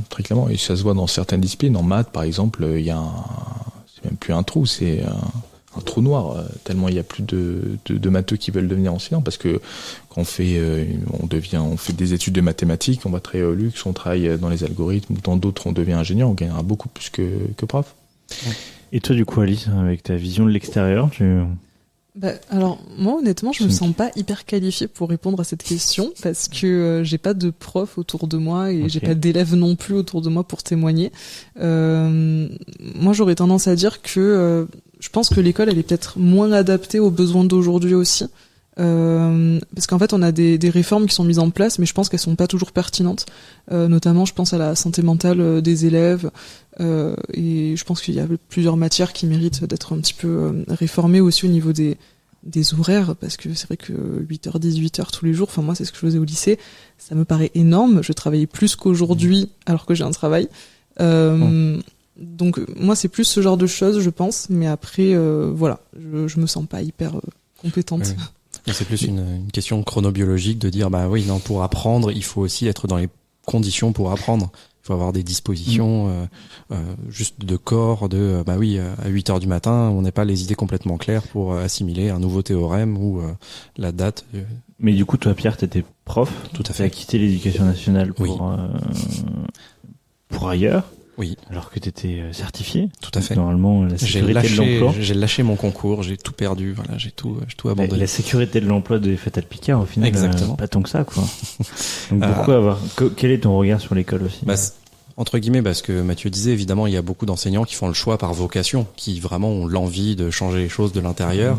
Et c'est ce que je commençais à évoquer, c'est que t'as une structure qui est contraignante, et notamment pour les enfants, c'est compliqué d'être dans des bonnes conditions d'apprentissage quand t'as, moi en l'occurrence j'étais en lycée, quand t'as 35 élèves face à toi et que t'as un programme et que t'as des contraintes horaires, que t'as 50 minutes pour essayer de faire passer un maximum de choses pour le bac. Oui, c'est des injonctions qui sont un petit peu contradictoires, et donc c'est vraiment ce côté on demande toujours plus de choses à l'école et on met moins de moyens derrière. Forcément, c'est à un moment je me dis bon, ok, est-ce que le discours est tout à fait cohérent? Et ça, entre guillemets, c'est assez partagé, quoi. Ouais, et puis moi je me permets de rebondir quand même, parce que aujourd'hui je suis le porte-parole effectivement de 150 collègues qui sont adhérents de la PHG en Lorraine, et la question aussi, on parlait du nombre de ministres incalculables qu'on a eu ces dernières années, c'est le respect aussi, le respect des enseignants. Un ministre qui commence à chaque prise de parole, c'est le problème en France, c'est le harcèlement et le communautarisme. Non, c'est pas ça le problème. Le problème c'est le respect. Je vous ai entendu, il y a des problèmes, vous avez même pas de médecine du travail, c'est insupportable, quoi. Vous avez des problèmes de santé, continuez, ayez des problèmes de dos, il y a pas de souci. Voilà, je vous respecte, j'ai entendu vos problèmes, etc. Ça, aucun ministre l'a fait ces dernières années. Je vous respecte, c'est toujours les parents ou les élèves, mais il y a aussi des professionnels qui travaillent avec ces élèves, il faut les respecter, c'est plus d'1 million de professionnels. Et deuxièmement, aujourd'hui, le métier que l'on fait, on sait que en exerçant ce métier, on peut en mourir. Je rappelle qu'on a quand même eu Samuel Paty, on a eu Dominique Bernard, c'est-à-dire que enseigner aujourd'hui, on peut mourir sous les coups d'un terroriste. Parce que justement, c'est cette initiation à un esprit critique qui est insupportable pour certains. Et tu portes la République, c'est ce que dit aussi. Ouais. Quoi de neuf, docteur, sur RCF en Lorraine. Je vais revenir vers le jeu après. Samuel Paty, c'est un peu compliqué, mais question suivante, si ça vous dérange pas. 3e tournée, c'est fini pour les citations. Ça va. Qu'est-ce que Edward Norton? Vous voyez qui est Edward Norton? Oui. Acteur. Grand acteur. Chris Martin de Coldplay. Vous voyez Coldplay. Emmanuel Macron. Vous voyez qui et Karim Abdou-Jabbar, qui est un basketteur. D'accord. Donc, qu'est-ce que ces 4 personnes-là ont-ils en commun? Ils ont fait leur scolarité à Amiens. Pas du tout. Tout à fait, Edward Norton, très connu. Dans le privé, ça c'est possible. Au collège de la Providence. Pas du tout, je sais pas. Qu'est-ce qu'ils ont en commun? Ils sont tous nés la même année, en 1979. Non, je pense que Abdou-Jabbar est plus vieux, mais je pense qu'ils doivent être dans un mouchoir de poche. Ils parlent tous très bien anglais. Ça c'est possible. Alors c'est vrai, puisqu'il parle bien anglais, notre président. Quand il veut, quand il parle pas à son public domestique, quoi. Ouais, Chris Martin de Coldplay. Quand il peut pas faire Chirac en Palestine, quoi. Chris Martin de Coldplay, Emmanuel Macron, Edward Norton, et puis Karim Abdou-Jabbar. Est-ce que c'est lié à un loisir? Non. C'est tous des très bons basketteurs. Quelque chose de culinaire? Non, pas culinaire. Pas culinaire? Si, ouais. J'ai envie que ce soit culinaire. Ils aiment tous les tragibus. La taille, peut-être? Ils font tous 1m83. Non. Non, vous vous éloignez, hein. C'est plus en lien avec notre émission, quand même. Ils ont tous un doctorat en histoire. Pas du tout. On s'y approche. Je vous donne la réponse, hein. Non, attends. On y était presque. Allez-y, alors. Ils ont tous fait, effectivement, des études master dans le domaine de, alors, Emmanuel Macron, peut-être. L'histoire, je pense pas, mais si, tout l'histoire, ils ont tous fait des études d'histoire dans le supérieur. Voire même, ils sont diplômés en histoire. Et Emmanuel Macron a un diplôme d'histoire. Qu'est-ce qu'il a comme diplôme? Alors, pour l'instant, on va meubler. Il a un diplôme d'histoire, ça lui a pas réussi, hein. Si, table. Il y a des chaises. Tu m'as dit meublé, donc. J'aurais dit philosophie, je sais qu'il était au collège des Bernardins, etc. Et puis il avait fait de la philo. De là à faire de l'histoire. Si, il en a fait en fait en parallèle de Sciences Po. J'ai plus le. Ah oui. Je cherche en même temps. Mais... Il étudie avec Paul Ricoeur. Enfin, c'était assez connu. Cette relation un petit peu de disciple. Et oui, ils ont tout fait. C'est comme les gens qui font l'ENA, HEC, Sciences Po. La Sorbonne, c'est les. Mais tant mieux. C'est les formations, les combos gagnants. Tant mieux s'il a une solide formation historique. Comme Edward Norton, ça se voit dans tous ses films d'ailleurs. Ouais. Comme Coldplay dans toutes leurs chansons. Comme voilà. Bref, pardon. Edward Norton a fait beaucoup de films historiques. C'est vrai. American Historics. Oui. Il a quand même écrit Histoire. Hulk. Non, il a fait Bob Dylan. Enfin, bref. C'est peu le sujet. Pourquoi avoir choisi de faire des études en histoire? C'est la dernière question pour cette première partie d'émission. Pourquoi avoir choisi de faire des études d'histoire? Moi, par exemple, je voulais faire des études de maths. Ça n'a rien à voir. Le podcast aujourd'hui n'aurait rien à voir. Ce serait pas du tout radiophonique. Parce on ferait des résolutions d'équations. Ouais, franchement, je pense qu'il y a un concept. Et on garde ça pour une prochaine idée. On va continuer à réfléchir. Pourquoi avoir fait des études d'histoire? Toi, Alice, tu disais au début, tu pensais pas aller là-bas, quoi. Ouais. T'as vu de la lumière et tu t'es dit, ah tiens, c'est chouette. Exactement. Non, mais moi, en fait, j'étais bonne en histoire. Au collège, au lycée et tout, et après finalement j'ai décidé de pas continuer dans des études d'art. Je me suis orientée vers ce que je savais faire de bien, et puis après ça me passionnait aussi. C'est vrai qu'en ayant regardé pas mal de documentaires, ça me plaisait beaucoup, et en fait en étant en licence, c'est là que je me suis découverte une vraie passion pour la discipline. Moi, c'était donc dans la continuité, c'est-à-dire que je voulais devenir prof d'histoire géo, mais il y a quand même une petite parce que devenir prof d'histoire géo. PCE2, ouais, je mettais à chaque fois prof d'histoire géo, etc. Et en terminale, il y a le prof d'histoire géo qui m'a dit non, Mathieu, ne faites surtout pas ce métier. Alors j'ai dit bon quand même là, vous êtes prof d'histoire, etc. Non, surtout pas. Et donc j'avais mon prof principal qui était prof d'éco qui m'a dit non Mathieu, faites une prépa, ayez plus d'ambition. Ça je me rappelle, il m'avait dit ayez plus d'ambition, ça m'avait marqué. Donc je me suis dit ok, bon, je vais aller faire comme les autres, une prépa, et j'ai fait une prépa éco effectivement à Georges de la Tour. Et j'ai fait un an parce que les prépa éco, quand j'y suis rentré, je savais pas que l'école de commerce c'est payant, c'est minimum 10 000 € l'année. Et je m'étais renseigné quand même la première année, je m'étais dit je veux quand même faire de l'histoire, et il y a une école de commerce qui a un double diplôme effectivement, économie, histoire, c'est Neoma Business School à Reims. Et j'étais avec ma mère, on avait visité le campus, etc. Et c'est une histoire vraie. Anecdote véridique, le prof qui était en charge du double diplôme, je le vois, etc. Donc on discute, etc. Donc il me présente le parcours. Et je lui dis, mais elle est où la fac d'histoire?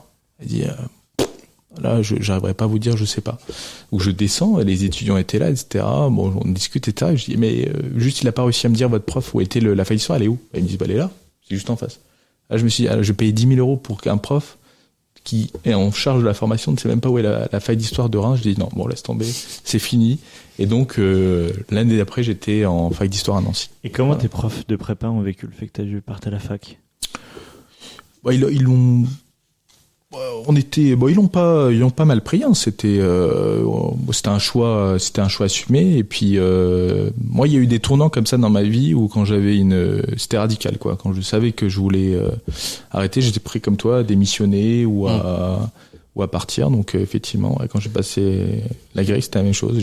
On voulait pas me laisser partir. J'ai dit bon, c'est comme ça, je démissionne. Bon, finalement, ils m'ont rattrapé au dernier moment, mais c'était ça. Parce que moi, pour le coup, quand je suis parti de prépa pour les études d'histoire, vraiment, j'ai faussé les stats de l'école de commerce, prépa école de commerce. Mais t'étais aussi en prépa éco? Oui, mais à Mulhouse. Tu vois, il y a toi qui étais à Georges de la Tour, c'est un peu la Ligue des Champions. Ouais, moi, j'étais plus en National 2, quoi. Ah non, mais c'était ils l'ont pas. Je pense que si j'avais été en prépa en Hippo Cancan, là, effectivement, ça aurait été peut-être plus compliqué. Mais après, ce qui est pas mal, c'est que tu peux partir et t'avais les ECTS. En fait, tu perdais pas une année, hein. Donc ça, c'était génial. Les crédits. Les crédits ECTS. Et donc, bon, ça a été une formation très très intéressante, hein, les prépas. Hein.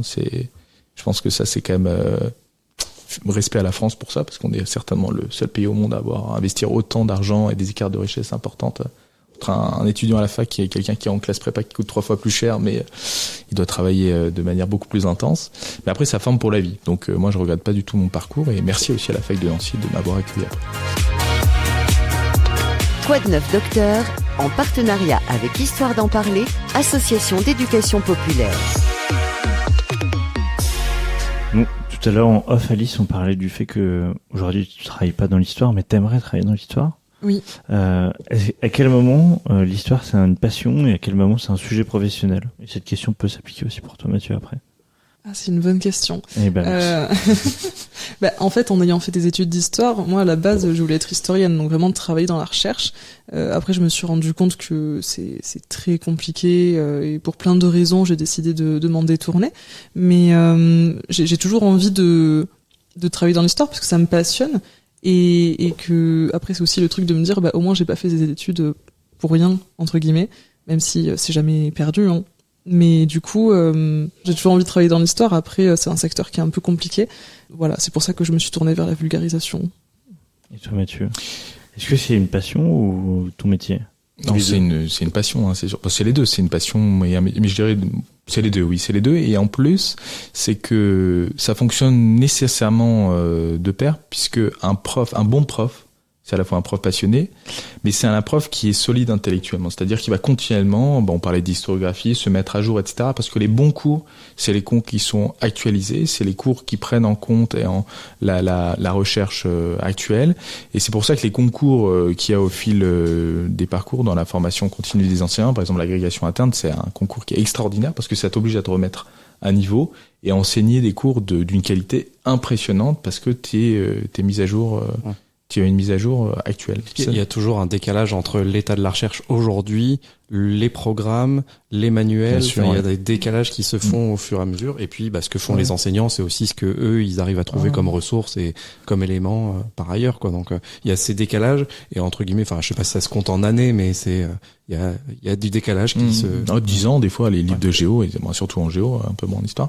Mais au-delà de ça, c'est aussi, ça te permet de sortir de la routine, parce que c'est un métier qui est assez routinier quand même, hein, prof d'histoire géo, c'est-à-dire que les périodes ne changent pas trop, et puis tu répètes continuellement chaque année, donc se mettre à jour, c'est aussi intéressant. Tout à fait. Quoi de neuf, docteur, sur RCF en Lorraine. Bonjour à tous et bienvenue dans la deuxième partie de notre dernière émission de l'année, Quoi de neuf, docteur, en compagnie d'Alice Durand et de Mathieu Pillon. Je suis toujours avec mon invité permanent qui est Pierre Suer.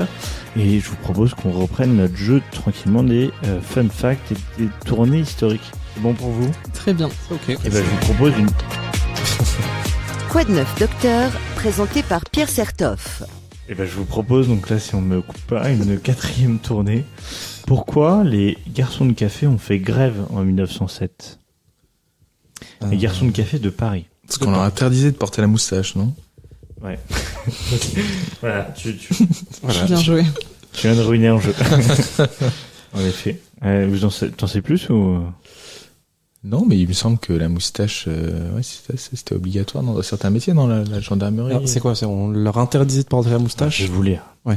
En avril 1907, les garçons limonaniers se mettent en grève dans un climat de tension sociale. Leur revendication, un jour de congé hebdomadaire et le droit de porter la moustache. À cette époque, le visage d'un garçon de café parisien se doit d'être immaculé pendant son service. Interdiction d'avoir la barbe ou la moustache. Sauf que la pilosité faciale est aussi un indice de distinction sociale. Depuis Napoléon III, la moustache est en effet mise dans les autres sphères de la société, alors qu'aujourd'hui c'est vraiment que les rugbyman. Elle est réservée aux aristocrates et aux militaires socialement bien vus. Les domestiques, eux, doivent se raser. La raison, la moustache était un symbole de virilité forte. Seuls les mieux lotis y ont droit. C'est donc un sacré combat que gagnent les garçons de café. Puisqu'ils auront droit d'avoir la moustache. Les gendarmes, est-ce que vous savez, c'était en quelle année qu'ils ont eu le droit d'avoir la moustache? Récemment, je pense. Ouais. Parce qu'avant, on les voyait pas barbus. Mais il semble, je dirais, 2000. Non, pardon. En fait, j'ai mal posé la question. À partir de quand la moustache n'était plus obligatoire pour les gendarmes? Avant, c'était obligatoire. Avant, c'était obligatoire. Ah ouais. Oui, c'est ça. Ouais. En quelle année? Puisque comme tu m'as ruiné mon jeu, j'ai essayé de... Le gendarme à moustache. Non, j'en ai aucune idée, quoi. Non plus. En 1933. Les gendarmes étaient obligés d'avoir la moustache jusqu'en 1933. D'accord. Ok. Parce qu'ils sont virils. C'est une condition pour être gendarme, quoi. Et il y avait Mathieu qui avait vraiment des noms de personnes à moustache encore aujourd'hui là qui défilaient. Là. Mais alors si, il y a pas que les rugbyman. Non, mais il me semble que dans les gendarmes, pendant longtemps, effectivement, ils avaient... C'était les militaires qui avaient Ou les militaires, voilà. des poils. Ouais, c'est ça. Ouais, Mais c'était assez récent, ça. Hein. ouais c'est ça, c'était assez récent, parce que maintenant, tu vois des barbes, etc., alors qu'avant, c'était interdit. Hein. Et contrairement au mot les poilus, c'est... les poilus de la Première Guerre mondiale, c'est pas du tout parce qu'ils avaient des poils, c'est parce qu'ils avaient le courage de... Oui, et ce qui est marrant, c'est le retour, effectivement, de la barbe, etc., comme un élément tu vois, très à la mode début 20e et qui revient à la mode, parce que tu disais que c'est les rugbyman, mais tu vois, à Paris, les petites moustaches, Oui, etc., ça permet de se distinguer, hein, ça revient... C'était pour la blague, sur les rugbyman. Ma question est donc la suivante, et là, il n'y a vraiment aucun lien. C'est que Alice, t'as pu parler dans tes vidéos du salut romain d'Elon Musk, entre guillemets, du salut romain d'Elon Musk, Oui. Du racisme aussi, sur ta chaîne YouTube. Mathieu, toi, t'enseignes des sujets qui peuvent créer des débats, génocide arménien, laïcité, etc. Comment on fait pour parler de sujets sensibles? On a commencé à en parler à midi, je vous ai dit on n'en parle pas plus, justement pour ce moment-là. Histoire d'en parler. Déjà, on se blinde de sources. Ça me semble évident de vraiment travailler le sujet parce que, enfin, dans tous les cas, il faut travailler son sujet, mais surtout quand on va aborder des thématiques sensibles, c'est vraiment important d'avoir plein de sources à ses côtés. Et après, je pense qu'il faut le faire avec bienveillance aussi, parce que ça peut blesser certaines personnes, donc c'est pas le but non plus. Bienveillance, c'est un peu synonyme d'humilité, peut-être, de dire là, il y a ce sujet qui est compliqué, je vous propose un petit peu des réflexions sur ce thème, et puis de nourrir votre réflexion, mais de pas vous donner toutes les réponses, de tout ce qu'il faut penser. Enfin, tu vois, c'est un peu je vous apporte entre guillemets. Ouais, je pense que l'idée c'est d'apporter un outil de réflexion. Ouais. Ça c'est important. Et après, quand je dis bienveillance, je prends l'exemple du salut romain d'Elon Musk. Entre guillemets. Salut romain entre guillemets. Effectivement, il y a des gens qui sont pas spécialistes de la Rome antique ni du nazisme, et donc pour eux ça peut leur sembler ok de se dire c'est un salut romain, d'accord, je savais pas, etc. Il faut pas les prendre pour des débiles parce que c'est pas le cas. Donc quand on débunk ce genre d'idée, l'idée c'est de dire je sais pas exactement comment l'expliquer, mais de pas prendre les gens de haut en fait. Ok. Et à quel moment non, c'était pas ça ma question, mais Et pourquoi est-ce que tu sais quand tu te lances dans une vidéo quelle réaction tu vas avoir? Je me souviens par exemple, pour expliquer là où je veux en venir, je me souviens d'Âge Moyen, qui est un podcasteur aussi sur l'époque médiévale.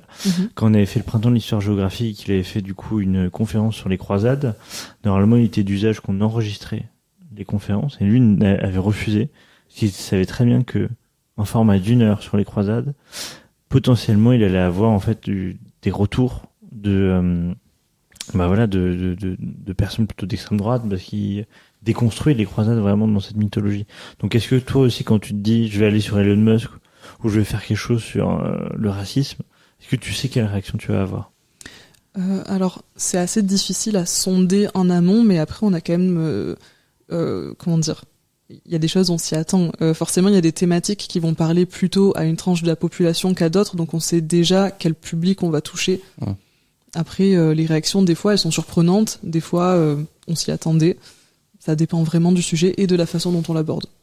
Et toi Mathieu, alors comment on enseigne les sujets sensibles? Ça dépend à qui on enseigne, puisqu'on peut être enseignant au collège ou au lycée, et puis j'ai eu la chance d'avoir eu les deux niveaux. En 6e, 5e, les gamins peuvent accepter encore, ils sont encore... c'est des pâtes à modeler, tu peux les modeler, tu peux leur apporter des connaissances. À des lycéens, si le gamin est dans la contestation... il aura déjà son point de vue, ça sera très compliqué de le faire basculer. Pour autant, nous, il faut rappeler les faits, les éléments scientifiques. Et puis après, le gamin évolue et l'élève évolue grâce à ses pairs. C'est vraiment la dynamique de classe et l'intervention des autres élèves qui peut le faire basculer. Sur des sujets sensibles comme, effectivement, on parlait du darwinisme, théorie d'évolution de l'espèce, du génocide arménien, de la laïcité, de la guerre, du conflit israélo-palestinien, la guerre en Algérie, bref, des sujets que nous, profs d'histoire-géographie, on sait qu'ils peuvent être sensibles. Donc on se blinde, comme tu disais, l'expression est là et bonne, c'est-à-dire qu'il faut être solide. Parce que tu peux avoir effectivement des élèves qui tu vas leur parler à ce qui est le plus profond pour eux, leur identité propre, leur histoire personnelle, et ils peuvent c'est l'émotion qui transpire, c'est l'émotion qui parle, et pas nécessairement le scientifique ou le fait. Donc nous on rappelle les événements tels qu'ils se sont passés, puis après l'élève adhère ou adhère pas, mais ça veut pas dire que il y adhérera à la fin, mais pour autant il respecte le cours et puis ses camarades. Et du coup, est-ce que on a une mélodie là, des fois de temps en temps dans les unes des journaux, dans les médias, dans les reportages, il peut avoir des professeurs qui se censurent. Tu l'as dit, potentiellement des professeurs de biologie avec le darwinisme. Est-ce que c'est vrai? Est-ce que c'est juste un marronnier des médias de dire, en fait, chaque année on fait notre petit papier pour dire que on peut tout enseigner aujourd'hui et qu'en fait il y a encore une liberté pédagogique, et heureusement quoi. La réponse est dans la question. Non, c'est ça, c'est l'entre-deux, ça existe, mais c'est un marronnier, et en même temps c'est une réalité. Après, de là à dire qu'on peut plus enseigner, ça c'est complètement délirant. Mais ça dépend dans quel établissement tu enseignes, ça dépend à quel public tu enseignes, ça dépend vraiment des territoires, des problématiques locales, des élèves auxquels tu enseignes. Et puis après, voilà, c'est une alchimie, hein, à faire court. Il y a une dynamique, il y a un événement déclencheur qui peut produire l'impossible comme le meilleur. Donc il faut toujours être en alerte. Enseignant, on l'a bien vu avec ce qui s'est passé ces dernières années. Donc on est vigilant. Quoi de neuf docteur, en partenariat avec Histoire d'en parler, association d'éducation populaire. Moi, du coup, j'ai la question sur les sujets où t'imagines c'est pas sensible et en fait ça pète. Enfin, tu vois, un truc où tu te dis ouais, un truc sur l'Égypte, c'est bon, c'est l'Égypte. Et puis là, ça devient une question parce que est-ce que les Égyptiens étaient noirs ou pas, etc. Et là, ça devient un truc. Et dans les commentaires, par exemple, Alice, il y a un truc qui prend. Tu t'imaginais pas que ça allait être sensible et ça m'est arrivé sur ce sujet précisément. Pour le coup, je m'y attendais un petit peu parce que je sais que ça répond à des questions identitaires complexes. Donc là, pour le coup, j'étais pas tant surprise. Par contre, j'ai été surprise par la longévité. Des commentaires négatifs. Et ça continue et ça... Ah ben ça fait 2 ans. J'ai une vidéo, ça fait 2 ans que régulièrement j'ai des commentaires pas toujours très sympas, alors que pourtant il y a tous les travaux en description et j'ai vraiment fait mes recherches. Je pense en tout cas avoir bien fait mes recherches. J'ai échangé avec des égyptologues pour être sûr de ce que j'avançais. Mais malgré ça, il y a des gens qu'on peut pas convaincre et il faut en avoir conscience aussi. Parce que quand on s'exprime sur les réseaux sociaux, il y en a qui vont adhérer aux propos et d'autres non. Et c'est pas grave. L'idée, c'est d'essayer de, comme on le disait, de donner des outils d'esprit critique, de transmettre au maximum. Et après, Et est-ce que du coup, tu t'es déjà censuré ou t'as déjà supprimé une vidéo? Ou au contraire, tu te dis, bah non, en fait, quoi qu'il arrive, ça va passer, quoi? J'ai jamais supprimé de vidéo. Okay. Je dirais que je me suis pas censuré non plus. Après, il y a des thématiques que j'irais peut-être pas forcément aborder, quoi. Par exemple. Dis-nous tout. Non, mais il y a des thèmes où tu te sens... C'est pas le conflit israélo-palestinien. Par exemple, oui, typiquement ça, je pense que pour l'instant, je vais le laisser de côté. Hein. Et c'est une question, tu vois, aussi sur la modération des commentaires. Est-ce que, tu vois, c'est une censure, une modération a posteriori en disant, bon, bah là, ce commentaire-là, on peut pas le garder, etc. Enfin, est-ce que c'est quelque chose que tu fais toi ou est-ce que c'est alors, j'aime bien que mes espaces commentaires soient des espaces quand même assez libres, où les gens puissent échanger, confronter leurs idées. Donc, j'ai tendance à pas trop modérer. Par contre, si c'est des insultes qui n'apportent rien, je vais les supprimer forcément. Mais après, des fois, ça m'arrive aussi de tomber sur des personnes qui me contredisent. Je vais pas les supprimer. Je vais essayer d'argumenter, d'expliquer, d'avoir une discussion en fait. Donc en fait, je censure vraiment que quand c'est des insultes qui sont pas cool du tout. Okay. Les insultes, généralement, c'est pas cool, quoi. Non, c'est pas cool. Pas cool. Et à l'école, non, en ce qui me concerne, les élèves sont quand même très prévisibles. C'est pas sur la révolution industrielle qu'on va avoir des problèmes. Donc, voilà. Ouais, alors, je suis d'accord avec toi. Mais, il y a aussi un contexte, en fait. C'est-à-dire que des fois, tu prépares, en effet, ton cours sur la révolution industrielle. Et en fait, tes élèves, ils arrivent, moi, je me souviens de l'époque du Covid. Ils arrivent avec des trucs qu'ils ont regardé la veille, des machins, des bidules. Donc tu commences à faire court, tu te dis il y a Pasteur qui a permis etc. Et il dit j'ai regardé je sais pas si vous en souvenez le reportage sur les vaccins, le complot des vaccins. Ah, comment ça s'appelait? Je l'avais pas vu mais ça me parle. Bref. Et du coup t'arrives et le gamin il te lâche cette bombe là. Et en effet, il y a aucune chance que la révolution industrielle ça pète, mais il arrive aussi avec un bagage, quoi. Et récemment il y a 1 an et quelques, j'avais fait une conférence auprès de lycéens sur le Liban. Et c'était quelques jours après le 7 octobre 2023. Et du coup, forcément, en fait, le Liban, normalement, il n'y a pas de sujet, mais en fait, on m'a parlé de Israël-Palestine et même de l'Ukraine, du coup, tant qu'on y est, enfin. C'est logique, ouais. Tant qu'il y a déviation. Non, mais les questionnements contemporains. Des fois, ça tombe, tu t'y attends pas du tout, quoi.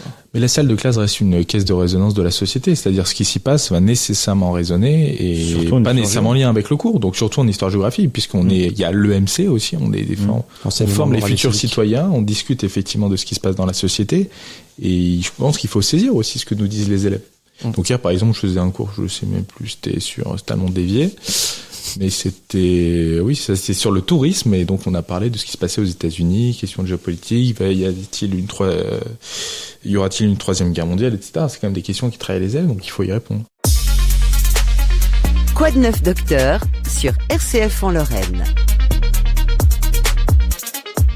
Et ben, je vous propose qu'on passe à un petit jeu sur la musique. Alors, on connaît pas du tout vos goûts musicaux, mais ce qu'on fait à chaque fois, c'est que Pierre vous trouve des sujets, enfin des musiques qui ont lien avec vos sujets respectifs. Et Ok. c'est soit il change les paroles, soit il nous fait découvrir. Et le premier qui trouve a gagné, tout simplement. Et c'est playlist historique. Tout à fait. Bah, le principe, je vous présente une chanson, je vous donne des paroles mal traduites, je vous explique un petit peu. Il faut essayer de retrouver soit l'artiste, soit la chanson. Et puis voilà, là, il y a 6 chansons. Je me suis basé sur vos thèmes, mais pas forcément. Ça peut être un peu libre aussi. C'est playlist historique, c'est toujours extrêmement facile comme jeu. Pierre s'arrache les cheveux à chaque fois parce qu'il dit mais c'est impossible à trouver. Et donc j'en ai de moins en moins. et voilà, bah, de fait, au bout de 10 émissions. Et donc alors, nous recherchons un artiste ou une chanson composée pour la bande originale d'un film réalisé par un certain Ridley Scott. Ce thème est inspiré de la Folia, l'un des plus anciens thèmes musicaux européens, apparu probablement au XVe siècle au Portugal. Cette musique est connue dans le monde du trail pour être l'hymne de l'Ultra Trail du Mont Blanc. Voilà, vous le saurez. Depuis bientôt 20 ans. Et donc, elle accompagne notamment chaque départ arrivé aux remises de médailles. Elle est utilisée dans de nombreux films, Mission to Mars de Brian De Palma, Agents très spéciaux Code Uncle de Guy Ritchie. Les paroles du chœur sont en latin de cuisine. Donc c'est des phrases qui imitent le latin. Donc est-ce que c'est plutôt pour Alice, est-ce que c'est plutôt pour Mathieu? Parce que c'est un thème qui parle aussi des grandes découvertes. C'est un film de Ridley Scott sorti en 1992. Et c'est un bon indice pour dire que c'est un film qui sort pour le 5e centenaire d'un événement pas banal, avec un certain Gérard Depardieu dans le rôle principal. Oui, je cumule. Ridley Scott. 1492. Exactement, 1492. C'est parti, on écoute ça. Est-ce que ça vous parle? C'est du latin de cuisine. C'est du latin de cuisine. C'est vraiment, complètement du latin approximatif. Ça ressemble à du latin. Ils mettent des hommes et des is à la fin. Et c'est bon, ça passe, quoi. Donc, ouais. Quel est le nom du groupe? Est-ce que vous avez l'information de la bande originale du film 1492 de Christophe Colomb? C'est le groupe Vangelis avec Conquest Paradise. Un grand classique. Ok. Ridley Scott, qui est évidemment le parrain de l'émission Quoi de neuf Docteur, on On l'embrasse. salue. Bah oui, on l'embrasse évidemment. Ok, donc c'était donc Vangelis, Conquest of C'est Paradise. très compliqué comme jeu. Hein. Et encore, Non, mais là- c'est moins compliqué aujourd'hui que... Il fallait trouver 1492 Christophe Colomb. C'était... Mais tu l'as dit dans tes questions par contre. Oui, bah ça a été retrouvé. Être une perche. Nous recherchons une chanson sortie en 1986 d'un groupe de pop américain. Je vous traduis les paroles, un thème qui donc t'intéresse particulièrement, Alice. Toutes les vieilles peintures sur les tombes font la danse du sable, ne le sais-tu pas? Si elles bougent trop vite, oh ouais oh, elles tombent comme des dominos. Tous les vendeurs près du Nil, ils font leur argent avec des paris, des crocodiles d'or, oh et oh. Ils claquent leurs dents sur tes cigarettes, d'autres étrangers avec des chichas disent « Eh oh, eh oh, eh oh ». Marche comme un Égyptien. Marche comme un Égyptien, enfin. C'est évident. Liam Sternberg, qui écrit la chanson après avoir vu des gens sur un ferry tentant maladroitement de garder leur équilibre, qui lui rappela des personnages dans les décors de l'Égypte antique. Vous n'avez pas cette chanson? Non. C'est parti.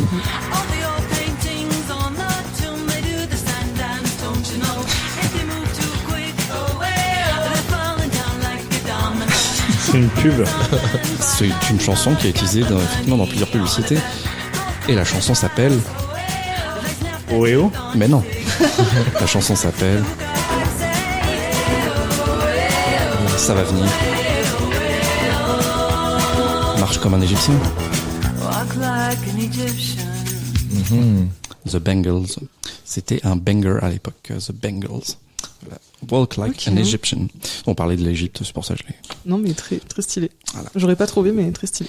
Et c'est à chaque fois il fait le coup. C'est impossible. Chanson suivante. Nous recherchons le titre d'une chanson sortie en 1967, un des 2 tubes du groupe de rock anglais que nous recherchons.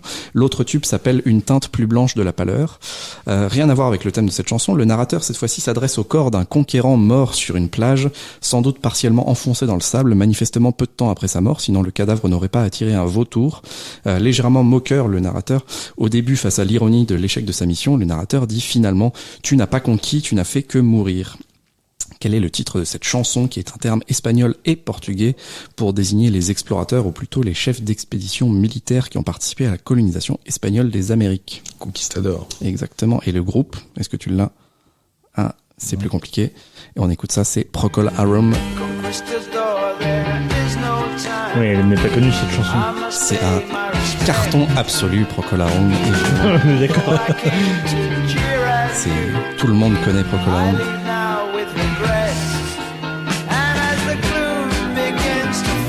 Ça vous dit rien du tout? Ah non. Et même eux, ils l'ont oublié. C'est de mauvaise foi alors. Merci Mathieu. Tu n'as pas conquis, tu n'as fait que mourir. Voilà, c'était donc Procol Harum avec Conquistador. 1967, un grand classique. Chanson suivante. Je vais faire un groupe plus simple alors, c'est ça la question. On parlait de latin de cuisine tout à l'heure. Eh bien, le titre de cette chanson, c'est un exemple emblématique de ce latin de cuisine. Ça a l'air d'être du latin, ça sonne comme une locution du genre où est la vérité ou où vas-tu, mais pas du tout. C'est un jeu de mots sur l'homophonie avec le titre. Et une sorte d'anagramme ou de contrepétrie du nom de l'album invitant à la découverte. On est toujours dans le thème de la découverte. Et en même temps, c'est une chanson instrumentale de 5 minutes 45, donc difficile d'y lire du latin, parce qu'il n'y a pas de latin, parce que c'est instrumental. Tout cela vous paraît peut-être très énigmatique, mais sachez que tout le monde connaît l'interprète de cette chanson, de cet album French Touch Synthwave, sorti en 2001, un petit groupe de musique électronique française, composé de Thomas Bangalter et de Guy Manuel de Homem Christo. Il s'agit donc de Veridisco, de Daft Punk, et c'est parti. C'est une pub aussi. C'est aussi une pub. Donc effectivement, Daft Punk avec Veridisco, ça veut rien dire, un Veridisco, c'est Veridisco. Et en fait, c'est donc l'anagramme de Discovery, qui est le titre de l'album 2001. Un énorme carton, évidemment. Ok. J'arrive toujours à surprendre. Daft Punk, ça va. Je peux faire plus connu. Allez, je vais faire encore plus connu, plus facile. Dernière chanson, nous cherchons une chanson utilisée par Alice dans une de ses vidéos, et je suis en train de taper le micro. Cette chanson est sortie en 2019. Il s'agit d'une reprise, interprétée à l'origine par le musicien écossais Donovan Leitch. Elle dépeint une atmosphère sombre, une sorte d'histoire sinistre de paranormal, et en même temps, le thème de la chanson, c'est une ambiance lugubre avec des chats menaçants, des chapeaux pointus, des points de suture, des potions et tout ça. La version donc de 2019 que nous recherchons, elle est parue pour le film Histoires effrayantes à raconter dans le noir, comme on dit au Québec, ou Scary Stories to Tell in the Dark dans sa version internationale. Et l'interprète, c'est une superstar internationale, une chanteuse, autrice, compositrice, interprète qui puise allègrement dans les thèmes de la tristesse, de la romance tragique, du glamour et de la mélancolie dans la culture pop américaine des années 50 et 60, qui nous parle de la saison des sorcières. Et c'est donc... Lana Del Rey. Exactement, Lana Del Rey. Et c'est parti. Concrètement, comment on peut trouver ça, Mathieu? C'était pour Alice. Et oui.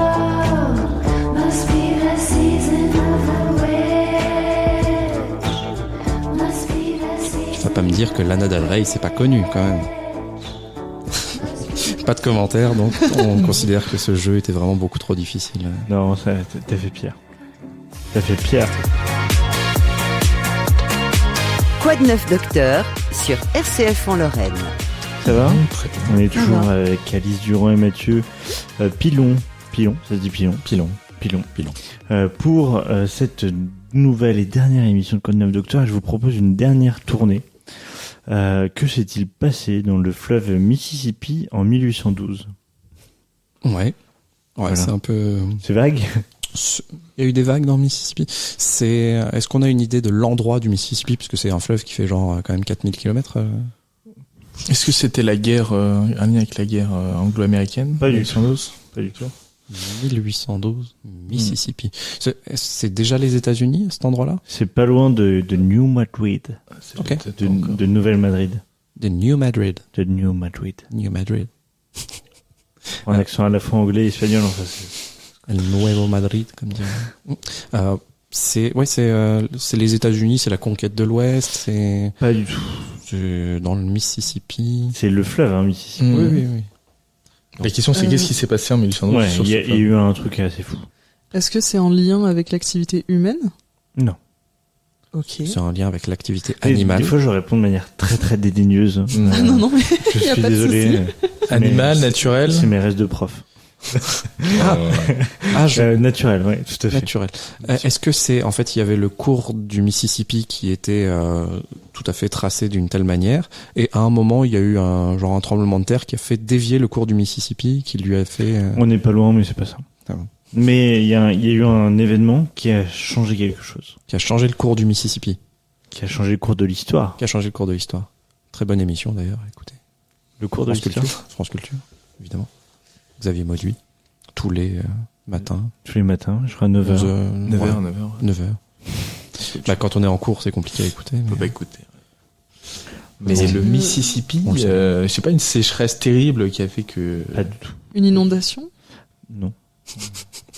Là, il est son moment dédaigneux. Il est vexé de pas avoir trouvé Un les barrage chansons, qui a ça été va. construit... Bah non, 1812... Par des castors, peut-être ça aurait pu, mais non, c'est pas ça. Ah, ouais. Un pont. Non, là vous êtes dans l'aspect humain Ah en oui, fait, oui. humain plutôt. Un aspect naturel, là. Ouais, Un il volcan. s'est passé un truc. Ouais, est-ce que c'est lié, je sais pas moi, un effondrement Alors il y a eu des inondations à la suite de ce phénomène-là, parce que je le lis en même temps. Mais ce n'est pas ce qu'on cherche. D'accord. Mhm. Peut-être un éboulement qui a bloqué le fleuve. Non. Pardon. Le Mississippi. A été traversé la première fois par un bateau à vapeur. Je sais pas. Non. Il n'y a Non, pas de c'est- lien c'est avec naturel, naturel, il y a pas de lien apparemment, avec, c'est naturel. Il y a pas d'animaux, il y a pas de... Un animal a été introduit dedans. Est-ce que tu peux nous donner un petit indice? Genre un petit fait. Il y a eu des séismes autour, à New Madrid. Bah, j'ai dit des tremblements de terre. Enfin. Oui, d'accord. Et qu'est-ce que les séismes ont conduit comme phénomène sur le Mississippi? Bah, des vagues. Ça a remonté le cours. Ah, le cours d'eau s'est ouvert. Je sais pas. Ah, le Ten cours Wheel. d'eau s'est inversé? Exactement. Oh Inversé. purée, c'est fou ça. C'est parce que tu avais dit, on est d'accord? Non, Pierre non. Ouais. Parce que tu as dit le cours d'eau a changé, mais... Oui. Ça n'avait Le rien à cours d'eau s'est voir. inversé, d'accord. Aucun lien. Donc en effet, il y a eu plusieurs séismes. Et il s'est réinversé Le depuis 7 février 1812, qui a fait donc soulever le sol et qui a inversé le cours du Mississippi. D'énormes failles se sont ouvertes sous le lit du fleuve, ce qui a conduit à des tourbillons fatals à de nombreux bateaux. Et donc ça a changé la trajectoire du Mississippi, ce qui a donc conduit à l'inondation de villes et de fermes. Donc il y a eu un changement. Et en effet, il y a eu le changement inverse Après. ensuite. Voilà. Ça, Ok. Impressionnant. Et en parlant de changement, de tremblement de terre, ma question, qui est la dernière pour aujourd'hui. On enregistre là en mars 2025, donc on n'est pas responsable de ce qui va se passer entre maintenant et juin. Oula. Mais est-ce que vous êtes optimiste concernant l'avenir de la science historique? Donc je parle pas, est-ce que vous êtes optimiste pour l'histoire? Parce que ça on C'est fait encore autre chose, quoi. Ouais. Vraiment, de comment est-ce qu'on étudie l'histoire? Est-ce on peut être optimiste? Je pense que la réponse est potentiellement Oui. non. Pour décrire, parce que c'est pas radiophonique, les deux vraiment se plongent la main dans la tête. Vraiment, mais qu'est-ce que je peux répondre à ça? Mais qu'est-ce qu'il est? Est-ce que vous êtes optimiste? Par nature, je suis optimiste, donc je vais dire oui. C'est beau. Mais Mais il y a un pour mais. la science historique, Mais pourquoi t'es optimiste alors? Pour la science historique. Ouais. pour le développement, pour le partage, pour... Ouais. Pourquoi on serait par rapport à ce qui souffle depuis ce qui nous arrive des États-Unis, je sais pas. Parce qu'il y a de moins en moins de moyens, parce que la culture en ce moment est en train d'être un peu balayée. Et toi, Pierre, est-ce que tu es optimiste? Je le suis pas, sinon je pourrais pas cette question. Oui, mais il y aura d'autres énergies comme Par exemple. l'association. Cette association là qui nous invite aujourd'hui. Histoire d'en parler. Histoire d'en Retrouvez le parler, site internet histoiredenparler.com. Toi, est-ce que t'es optimiste, Alice? C'est plus compliqué que ça. Alors déjà, faut savoir qu'au moment où on enregistre, il y a 2 jours, il y avait le Stand Up for Science qui a eu lieu. Donc, Tu peux dire qu'est-ce alors que c'est? en gros, c'est des manifestations pour justement contrer l'oppression qui est faite sur les universités et les scientifiques, donc principalement aux États-Unis, mais États-Unis. aussi en Europe. Donc en fait là c'est plus les sciences en général. Après nous en sciences humaines c'est vrai que souvent on a moins de moyens, ça c'est quelque chose qui date. Moi je suis quand même optimiste parce que je pense qu'il y aura toujours des recherches en histoire, en archéologie. Le seul problème c'est qu'effectivement on a moins de moyens. Donc en fait ouais je sais pas trop. Après bon ça dépend de la politique mais on va rester optimiste. Et Pierre, toi? Moi, je suis plutôt optimiste. Enfin, je pense que. Ah, il y a que moi, du coup. Ouais, Ok, non, c'est super. il va se passer des bonnes choses, quoi. Non, mais en fait, je suis optimiste sur le côté diffusion. Sur la recherche en elle-même, bah, ça continue, quelles que soient les tempêtes, comme le temps des tempêtes, quoi. Mais tu vois, quel que soit le contexte, on a des recherches qui sont en cours. Et après, les moyens de diffusion aujourd'hui sont de plus en plus variés, de plus en plus. Et justement, est-ce que c'est quoi le futur avec justement ces nouvelles technologies, avec par exemple l'IA que les élèves vont utiliser, que des concepteurs de vidéos utilisent déjà, l'émission Que les enseignants utilisaient. qu'on a sortie là en mars, par justement d'une vidéo faite, on montre des géants en train de faire des pyramides faites avec l'IA. Alors, Ouais, à un moment donné, moi c'est plus là-dessus où en fait je me questionne. Et Dieu sait que j'utilise l'IA, mais c'est de dire comment est-ce que on va réussir à adapter ce changement. Comme à l'époque, il y a une génération, les profs ont dû s'adapter à l'arrivée d'Internet, de Wikipédia. Pour moi, c'est la même chose. Mais au final, ça a mis bien 20 ans pour que tout ce petit monde se fasse, quoi. Alors moi, dans le cadre de mon travail, j'ai beaucoup travaillé sur l'IA. À mon sens, c'est vraiment un outil, ça dépend juste comment on l'utilise. Et notamment dans le cadre de vidéos qui falsifient l'histoire, donc avec par exemple les géants qui construisent les pyramides, etc. On n'a pas attendu l'IA pour avoir ce genre de théorie complotiste. Donc pour moi, c'est pas un véritable danger. Faut juste, par contre, faire attention, et à nouveau, il faut former sur l'esprit critique en disant que ce qu'on voit généré par IA, ça représente pas la réalité. Notamment, il y a des comptes sur TikTok qui ne proposent que ce genre de contenu, et souvent c'est biaisé. Mais ça permet aussi quelquefois de faire entrer les gens dans la passion de l'histoire. Donc, à mon avis, c'est pas non plus à rayer complètement. Faut juste l'encadrer et faire de la prévention. Et du coup, en parlant d'encadrement, Mathieu, comment tu l'encadres, toi ? Je l'encadre puisqu'en fait les élèves l'utilisent très peu puisqu'ils n'ont pas le choix. Souvent je donne des devoirs en classe, je donne très peu de devoirs à maison, ça se donne plus beaucoup en histoire-géographie, donc on évite pour éviter justement ces dérives. Mais après moi j'ai pas assez de recul et par contre on apprend beaucoup des élèves qui sont très en pointe et qui l'utilisent pas mal. Donc et puis là c'est un tournant en l'espace de 2-3 ans, c'est impressionnant ce qui est comment je sais qu'il y a des étudiants qui laissent leur téléphone et les cours sont enregistrés, quoi, et puis demandent à l'intelligence artificielle de faire une synthèse, en fait. Donc ils sont même plus actifs en cours, n'écoutent plus, et puis attendent juste que la synthèse soit faite par l'intelligence artificielle. Donc ça nous interroge, nous, en tant qu'enseignants. C'est vrai que quel rôle et quel avenir pour notre profession. Toi, Pierre, je sais pas quoi. Toi, t'es aussi branché plutôt tech, hein. Branché tech, comme le monde de ton téléphone. Voilà, c'est ça. Maintenant, c'est une information publique. J'ai un téléphone que j'ai acheté il y a 10 ans et qui est absolument, je vais le montrer, c'est extrêmement radiophonique, voilà. C'est un téléphone, complètement, à touche. À touche, oui. C'est avec le fait de dire à touche. Voilà, à touche, qui a 10 ans, qui n'est pas connecté à Internet, mais ça, c'est un choix, entre guillemets, perso, de se dire, justement, j'essaye de garder une distance et de pas être tout le temps connecté à ce qui se fait dans l'actualité, et que je garde ça quand j'ai envie de vraiment m'y dédier à la tech, quoi. Et la question, est-ce que je suis optimiste sur c'était pas ça la question. C'est quoi le futur avec les IA, les nouvelles technologies, quoi?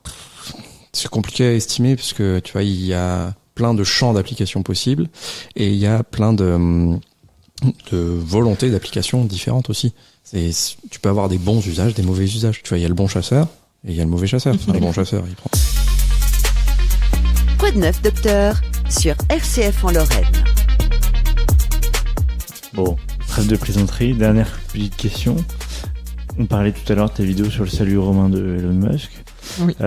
J'écoutais un débat la semaine dernière sur France 5 sur l'émission de Thomas Tegnarov qui est c'est politique. Non, je sais plus comment c'est politique, ouais. Et Thomas justement, il y avait un historien qui est Stéphane Audin-Rousseau. Qui disait c'est très compliqué de parler de Trump, de l'Ukraine actuellement, parce qu'en fait c'est facile d'étudier l'histoire quand on a toutes les informations. Et en même temps, j'ai écouté cette semaine ce que tu disais sur Marc Bloch qui écrit l'étrange défaite en 41 alors que la défaite a encore quelques mois. Comment est-ce qu'on fait pour étudier l'histoire immédiate quand on est historien? Est-ce que c'est quelque chose que vous évoquez? Enfin, justement, t'en parlais un petit peu, Mathieu, tout à l'heure en classe. Des fois, ça vient. T'as le thème de ok, c'est le sujet. Il faut que l'histoire immédiate, c'est pas l'histoire du temps présent, et ça sera même pas l'histoire. On estime, vous savez tous que l'histoire c'est minimum 50 ans, quoi. Il faut laisser les archives s'apaiser, se prendre de l'âge, vieillir, parce que si on fait de l'histoire à chaud, c'est impossible. Ce que disait effectivement l'historien sur France 5, c'est juste. Et parce qu'on est dans l'émotionnel, on va être, et on voit bien, impossible de discuter sereinement sur le conflit israélo-palestinien, ou alors on évite de le faire parce qu'on estime que ça va créer trop d'émoi. Donc c'est des sujets, mais on en parle en classe, hein, voilà. Dès qu'il y a des questions, des sujets brûlants, on en parle, mais on va pas faire de l'histoire, on va faire de l'information brute sur l'actualité à chaud. Oui, je suis totalement d'accord. Et notamment, pour revenir au salut romain d'Elon Musk, à nouveau, quand on est en train de vivre la situation, c'est compliqué d'avoir le détachement qu'on peut avoir quand on étudie l'histoire sur un fait qui est terminé depuis longtemps. Mais par contre, je pense qu'on peut utiliser l'histoire en ayant à nouveau de l'esprit critique, en faisant attention, etc. Mais on peut l'utiliser pour analyser certaines situations actuelles et pour nous éclairer justement dans le débat public. Oui, c'est ça, l'histoire nous éclaire sur le présent, ce que disait Stéphane Audouin-Rousseau sur France 5, c'est-à-dire que effectivement, relire la guerre de 14 ou relire Marc Bloch, ça nous éclaire sur le conflit ukrainien. Marc Bloch, pour le coup, quand il écrit L'étrange défaite, il l'écrit vraiment en instantané, quoi. C'est pour ça que c'est un best-seller et c'est pour ça que je pense que Marc Bloch a toute sa place au Panthéon, parce que c'est un auteur et un historien de génie. Ok. Mot de la fin, en tout cas, pour cette question-là. Quoi de neuf, docteur, en partenariat avec Histoire d'en parler, association d'éducation populaire. Je vous propose un deuxième jeu. Vas-y. Allez. Changer. Qui s'appelle tout simplement Professeur, réseaux sociaux ou les deux. Oh waouh. Pardon. Comme une célèbre émission présentée par Alain Chabat, on vous propose des descriptions de personnes. Soit c'est des faux profs, parce que j'ai pas pris des vrais profs. Sinon j'aurais dit Madame Gérardmer, Madame Gérardin, qui était ma prof de français au collège. Vous l'auriez pas trouvé, je pense. On la salue. Ouais. J'espère qu'on peut. Bref, des faux profs de la fiction qui se nomment profs. Soit des créateurs de contenu sur les réseaux sociaux, ou les deux. Mais je vais essayer de le présenter à la façon de Julien Lepers. Ok. Avec la voix de Julien Lepers. Pas du tout. Modifiée par intelligence artificielle. Vous êtes prêts ? Vas-y. Allez, c'est parti. Allez, on y va. Je commence par un facile. Je suis un youtubeur passionné d'histoire avec une chaîne qui propose des vidéos pédagogiques et ludiques. Je suis connu pour mon style décalé et ma capacité à rendre l'histoire accessible à tous. Mon nom est un clin d'œil à un célèbre terme latin qui suit Nota bene, tout à fait. Voilà. Vous avez compris le principe ? Oui, d'accord. Ok. Et ben, je vais un poil plus dur. Je suis un personnage emblématique de la presse satirique française, cofondateur du journal Harakiri et Charlie Hebdo. Mon humour corrosif et mon esprit provocateur ont marqué des générations. Je suis... Cabu, non ? C'est pas... vous l'avez pas, chance. Ciné, Cabu, Charbe... Charbe ? Non. C'est le professeur Choron. Ah, professeur. Pardon ? Du coup, mais... Ok. C'est ça quand je dis que c'est des faux professeurs. Ok. Vous connaissiez pas le professeur Choron ? Si. Moi, je connais pas. Harakiri, c'est faux. Faut aller voir une fois ce que c'est. Ok. J'irai voir. Je reprends du coup. Vas-y. Je suis un professeur de chimie devenu un narcotrafiquant de méthamphétamine connu Walter sous White. Tout à fait. Yes. Connu sous un pseudonyme qui fait référence à un célèbre physicien. Ma double vie m'a transformé en personnage complexe entre génie et manipulation. Ça va ? Walter White, tu connaissais ? Non. Breaking Bad. Breaking Bad, non, pas du tout. Ah, d'accord, ok. Il était prof de physique chimie au début. D'accord. Je suis, et justement, il était pas assez payé. Il était pas assez payé pour payer ses soins de cancer, et du coup, il a fait la meth. D'accord. C'est la morale de l'histoire. La morale de l'histoire. S'il avait été prof d'histoire géo, ça aurait été très différent, quoi, finalement. Et c'est surtout, il y a déjà eu un mème qui disait s'il avait une carte vitale, en fait, la série, elle s'arrête à l'épisode 1, quoi. Bref. Voilà. Les États-Unis. Je suis un créateur de contenu sur Facebook, connu pour mes vidéos humoristiques où je commente l'actualité, la vie quotidienne d'un prof avec un ton décalé. Mon nom est un jeu de mots sur mon rôle de professeur, mais aussi un clin d'œil à mon style unique. Prof. C'est un plutôt sur Facebook. Monsieur le prof ? Monsieur le prof, ouais, ça, qui s'appelle maintenant Monsieur l'ex-prof. Oui, parce qu'il a démissionné de l'éducation nationale. Parce qu'il était pas très bien payé, je crois, parce qu'il en avait ras le bol. Ouais, et puis d'autres choses. Puis il a écrit un bouquin aussi, qui a bien... Malheureusement. Qui a cartonné. Prof d'anglais. Prof d'anglais. et qui ont un clash avec Monsieur Prof, qui est aussi un autre prof d'anglais qui fait des YouTube. Il y a Monsieur le Prof et Monsieur Prof. Il y a tout un univers des profs de Monsieur Prof et Monsieur le Prof. Ouais, qui se prennent la tête ensemble. Enfin, c'est un truc à voir, quoi. Bref. J'irai voir. Je suis une historienne vidéaste, créatrice d'une chaîne YouTube qui se nomme C'est une autre histoire, où je vulgarise l'histoire, les mythologies et l'art avec un regard décalé. Manon Bril. Tout à fait. Mon approche est souvent féministe et je propose des formats uniques comme Relooking mythologique. Qui suis-je? Manon Bril. Tu connaissais Manon Bril? Non, je n'ai jamais Elle fait du très bon contenu et c'est une personne très sympathique. Voilà, j'en profite. Et je crois qu'elle est docteur. Oui, elle a une thèse. Et elle était prof des écoles, en fait, avant de devenir vidéaste. Mais là, elle se lance dans l'humour aussi. J'ai compris très tard que c'était un pseudo. Je pensais qu'elle s'appelait vraiment Manon Bril. En fait, ça fait Manon Bril. Oui. Nombril, quoi. Comme un nombril. Voilà. C'est ça le principe du jeu de mots, quoi. On continue, ça va? Vas-y. Je suis un prof de potions complexes dont les loyautés sont ambiguës, d'abord perçues comme un antagonisme, ma véritable allégeance se révèle. Severus Rogue dans Harry Potter. Tout à fait. Mon histoire est marquée par des sacrifices personnels et des choix difficiles. D'accord. Vous connaissiez, non? Oui. Allez, le dernier. Non, pas le dernier, l'avant-dernier. Plus dur, peut-être. Je suis un prof de mathématiques, vulgarisateur, créateur de la chaîne Mathétique, où je rends les mathématiques accessibles et ludiques à tous. Je défends aussi l'enseignement des sciences et des mathématiques en tant que discipline essentielle. Le prof de maths. Oui, c'est ça, Monsieur le prof de maths. Monsieur le prof de maths. En fait, j'ai même pas noté son nom. Eh ben, on le salue. J'ai un gros souci. Mathétique. C'est Yvan Monca. Non? D'accord, je connais pas du tout. Et apparemment, il était très connu. J'ai tapé des influenceurs profs. Et on m'a sorti. Ah non, je sais qu'il y a effectivement, par contre, les élèves collégiens ou lycéens le suivent beaucoup parce que je crois qu'il fait des vidéos où il explique de manière assez express. Donc ils le suivent. Dernière. Carton plein. Je suis le cerveau derrière un grand braquage, un stratège brillant qui orchestre chaque détail d'une attaque audacieuse tout en restant dans l'ombre. Pierre Sartoff. Ma véritable identité reste secrète jusqu'au bout et je porte un surnom. C'est pas dans Casa des Papel? Il s'appelle El Professeur. Ah ok. Je me rappelle professeur. Tout simplement.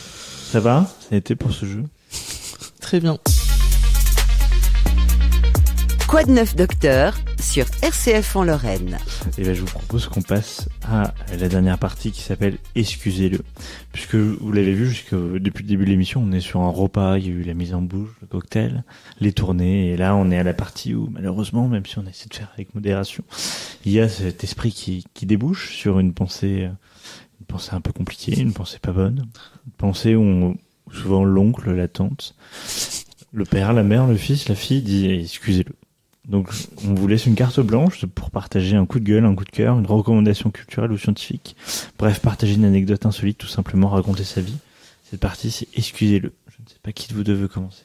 Moi, j'ai une recommandation à donner. Je suis allée voir un film il y a pas longtemps au cinéma, qui est La Fabrique du mensonge, en fait, qui parle de la manière dont la propagande nazie a été mise en place sous l'égide d'Hitler et notamment de Joseph Goebbels. C'est très intéressant. Pardon, j'ai encore tapé dans la table. C'est très intéressant. Je trouve que c'est bien fait. Alors, j'aurais pas spécialement de critique à faire sur le côté historique, mais par contre, il fait écho à l'actualité, notamment dans le climat de post-vérité qui règne depuis plusieurs années. Et je pense que c'est éclairant. Voilà, donc je le conseille. Ok, super. Ouais, excusez-la, enfin. Ouais, vraiment excusez-la. C'est très Excusez-moi. dur. Recommander des nazis encore, mais vraiment qui fait ça, quoi. Enfin, Moi, c'est un ouvrage qui a reçu le prix du lycéen. C'est Les Guerriers de l'Isère. C'est l'histoire qui raconte. C'est un roman qui raconte la guerre finno-russe de 1939 et qui montre à quel point un petit pays avec une petite armée peut tenir contre l'Union soviétique pendant plusieurs mois. Et la finalité, c'est que, comme disait Marc Bloch dans L'étrange défaite, ce qui fait tenir un pays, c'est pas seulement son armée, c'est également ce qu'on appelle les forces morales. C'est-à-dire si le pays est en capacité et moralement, il a cette envie de tenir. Et je pense qu'au-delà de la remilitarisation qu'on voit partout en Europe, ce qui me fait à titre personnel très peur, c'est notre capacité à tenir, notre capacité à faire nation, patrie. Deuxièmement, sur le coup de gueule, alors moi c'est vraiment le coup de gueule de l'enseignant, mais on parlait des ritournelles de ministres qu'on a eu ces dernières années, et un en particulier, Gabriel Attal, qui a fait beaucoup de com et qui nous a fait beaucoup de mal puisqu'il a sacrifié ce qu'on appelle la formation continue des enseignants, c'est-à-dire jusqu'à Gabriel Attal, les enseignants, comme n'importe quel fonctionnaire ou n'importe quel actif dans la sphère privée, a le droit à des formations annuelles. Nous, elles étaient effectivement réalisées sur le temps scolaire, c'est-à-dire que effectivement, on était remplacé sur une journée ou une matinée, et il a mis fin à ça. C'est-à-dire qu'aujourd'hui, les enseignants ne sont plus formés. Ce qui fait que, justement, ce dont on parlait durant toute cette heure, à savoir ces deux émissions, à savoir la capacité à se remettre en question, la capacité à approfondir, la capacité à discuter avec des pairs et à se retrouver, tout cela n'existe plus aujourd'hui, du fait d'un ministre qui a fait de la com pour devenir Premier ministre et n'être plus rien aujourd'hui. Député. Mais ce qu'on disait, c'est aussi général de parti. Tout à fait. Oui, mais c'est-à-dire de quel parti, c'était actualiser les connaissances aussi. Enfin, c'est mais proposer des contenus qui soient en l'état de la recherche actuelle. C'est effroyable, et l'Association nationale des profs d'histoire-géographie, comme d'autres associations disciplinaires, porte le combat d'un retour de cette formation qui est cruciale pour nous enseignants. Mais c'est aussi des temps de collectif, ces formations, parce que c'est quand on est enseignant, on est quand même souvent seul dans sa classe, et chez soi on travaille, et puis on a la salle des profs évidemment, mais ces formations c'est aussi confronter des réalités un petit peu différentes, et des expériences, et des bonnes pratiques, quoi. Et donc c'est vraiment un temps essentiel de partage et d'échange, quoi. Tout à fait. De manière générale, la formation c'est bien, formez-vous. Voilà. Très bien même. Excusez-le, vraiment. Allez, je me suis emporté. J'avais d'autres choses à dire. Non, c'était Moi, j'ai un coup de gueule et 2 recommandations. Vas-y. Déjà, j'ai coupé Twitter dernièrement. Et c'était un vrai sevrage à faire. J'ai aussi coupé Twitter, parce que je consommais plus Twitter que n'importe quel réseau social. Et du coup, il a fallu se sevrer. Et donc, j'accède beaucoup moins d'informations aujourd'hui que j'avais sur Twitter.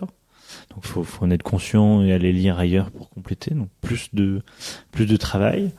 Mais mon coup de gueule était plus sur Facebook, et je trouve ça fou aujourd'hui que dans un contexte qui est le nôtre, qu'on laisse en fait un logiciel comme Facebook sans modération.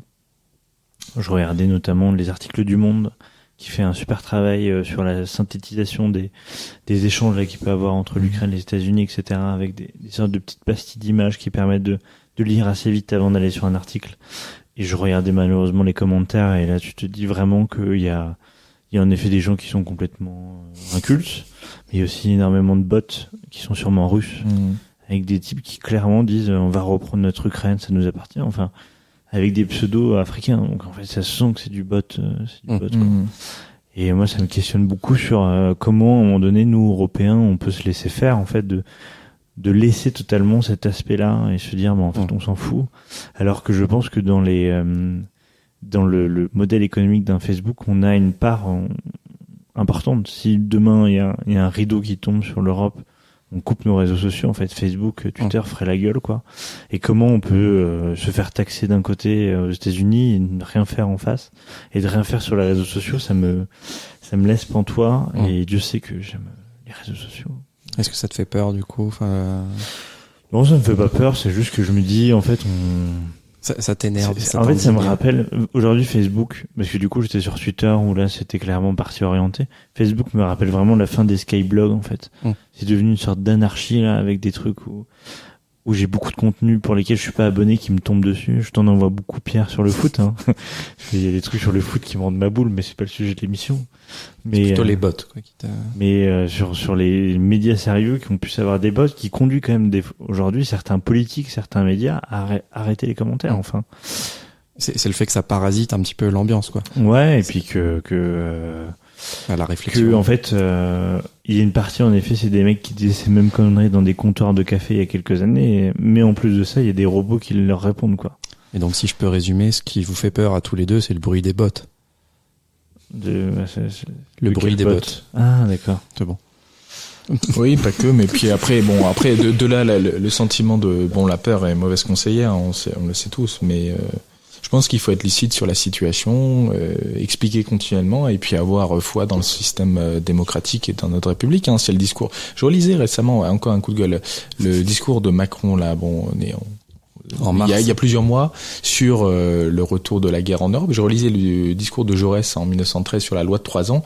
Il disait très clairement non, la question n'est pas de remettre un an de plus pour que les soldats français aillent se battre. Il faut avoir foi en notre système démocratique, croire en la jeunesse, croire en notre capacité de notre pays à jouer collectif, et c'est justement la question des forces morales qui est primordiale. Ah mais comment tu peux croire? En fait, moi la question, je veux croire dans notre système démocratique, mais comment tu peux le faire quand une partie de ton système démocratique qui a toujours été sur la liberté d'information, elle est aujourd'hui alimentée par des bots qui ont un message politique. Enfin, ça a été vérifié que certaines élections ont été influencées par des bots numériques, quoi. Ce qui s'est passé en Roumanie, etc. Donc en fait, je me dis, le jeu est en train de tourner court. Aujourd'hui, il faut une stratégie qui s'appelle la stratégie d'inondation, c'est-à-dire ils inondent de fake news pour empêcher vraiment les gens rationnels de pouvoir débattre. Moi, je pense qu'il faut un débat entre une alternance, mais si à un moment donné, en fait, t'inondes de fake news. Donc voilà, c'est ça qui fait un peu peur. Mais voilà. Et du coup, Alice, peut-être. Moi, dans ce contexte, je dirais que le premier réflexe à avoir, c'est que quand on est sur les réseaux sociaux et qu'on suit des créateurs de contenu qui parlent, que ce soit de politique, d'histoire, de science en général, peu importe, vraiment, faites attention aux sources. Il y en a plein qui ne mentionnent pas de sources. Et bon, après l'espace commentaire, c'est encore un autre problème, hein, du coup. Mais déjà, s'il y a les sources, c'est-à-dire qu'il y a un effort de fact-checking, pardon, j'arrive pas à le dire. Et je pense que c'est un premier pas déjà pour contrer un petit peu ce climat de post-vérité. Et du coup, j'avais 2 petites recommandations culturelles pour finir. Tout à fait facile en plus, c'est 2 BD. La première qui m'a été conseillée par Coco Pello, salue, qui était venu lors de la 3e émission. On l'embrasse. Qui est journal inquiet d'Istanbul, qui parle qui est une autobiographie de Ersin Karacabulut, voilà, qui était un caricaturiste très connu turc, qui a dû migrer suite à la montée d'Erdogan et de son idéologie, qui vont aller très très fort contre les caricaturistes. Et je vous conseille, parce qu'on voit bien quand on va élire quelqu'un, et en fait progressivement les règles du jeu vont changer pour aller à son avantage, et en fait la difficulté avec l'extrême de ne plus jamais rendre le pouvoir et de le transformer même. Le deuxième, c'est une BD française qui s'appelle Chronique de Tunisie, qui est sur 2 profs, en plus je crois que c'est des profs d'histoire. Voilà. Clin d'œil. Qui vont aller en lycée à l'étranger, et qui vont aller enseigner juste avant le printemps arabe. Et du coup, la chute j'ai oublié le nom de ce dictateur. En Tunisie, Ben Ali. De Ben Ali. Et donc, c'est très intéressant aussi sur l'avant et le post. Voilà. Je sais pas si Pierre, tu veux compter. Recommandation, ouais, excusez-moi, mais non, moi c'est pour recommander. Je viens de lire Nicolas Framont. Vous ne détestez pas le lundi. Parce que le lundi, c'est une journée comme une autre, mais vous détestez la domination au travail. Donc c'est un ouvrage qui est écrit évidemment par un sociologue fondateur du magazine Frustration, et qui explique justement tous les mécanismes de la frustration au travail et de cette domination, et comment on la ressent, et un petit peu aussi des manières de s'en libérer, de pas juste subir les choses. Et donc c'est ma lecture du moment, et c'est très intéressant. C'est évidemment une critique du capitalisme, même s'il faut il faut pas le dire dans le titre. C'était un choix de l'éditeur, et puis de l'auteur, de dire, si on arrive avec le mot capitalisme, ça fait un peu connoté un peu c'est le gauchiste de service. Et là il arrive justement en posant des faits, en posant des réflexions sur la sociologie du travail et de ses difficultés aussi. Et donc c'est très intéressant, c'est très bien écrit, ça donne aussi de l'espoir. Enfin, c'est ça qui est positif aussi avec cet ouvrage. C'est pas juste de la critique comme dirait l'autre, quoi. C'est vraiment assez intéressant, c'est positif, quoi. Donc excusez-moi. Quoi de neuf, docteur, sur RCF en Lorraine. L'émission étant diffusée en juin, est-ce que vous avez des actualités ou des événements que vous organisez? Est-ce que tu as des choses dans les clous dans les vidéos? Est-ce que la PSG a des choses dans les clous? Non, nous on va bien se reposer durant ces vacances. Très bien. Et Alice, ouais. Moi, j'ai pas particulièrement de projet établi pour l'été, mais en tout cas, je sors quand même des vidéos très régulièrement, c'est-à-dire plusieurs fois par semaine sur Instagram et TikTok. Un petit peu moins sur YouTube parce que ça demande beaucoup plus de montage, mais voilà, dans tous les cas, vous pouvez quand même vous abonner et me suivre sur mes réseaux sociaux parce qu'il y aura du contenu, ne vous inquiétez pas. Et quel est le nom de... L'histoire est humaine sur YouTube. Très bien. Tu voulais pas faire un appel Et aux enfin, adhérents? effectivement, à tous les professeurs d'histoire-géographie qui nous écoutent aujourd'hui, n'hésitez pas à rejoindre la maison commune des professeurs d'histoire-géographie, à savoir l'APAG, l'association des profs d'histoire-géographie. Eh bien, merci à vous trois. On se retrouve l'année prochaine pour une nouvelle saison de Code 9 Docteurs avec toute une série d'invités de doctorants, de doctorantes, de docteurs, de masterants, de passionnés d'histoire, de sciences sociales, voire même de géographie. On se retrouvera encore avec Pierre pour m'accompagner. Merci pour votre soutien cette année, que vous soyez en France ou au Togo, bien sûr au Luxembourg. Merci pour votre suivi. On vous propose cet été un podcast en attendant qui se nomme Entre deux, que vous pourrez retrouver sur cette chaîne, histoire de patienter. Grand merci à Antoine à la régie au montage toute cette année. Grand merci à Pierre et à RCF. Bonne journée, bonnes vacances. Bonne journée à tout le monde. Merci. Merci.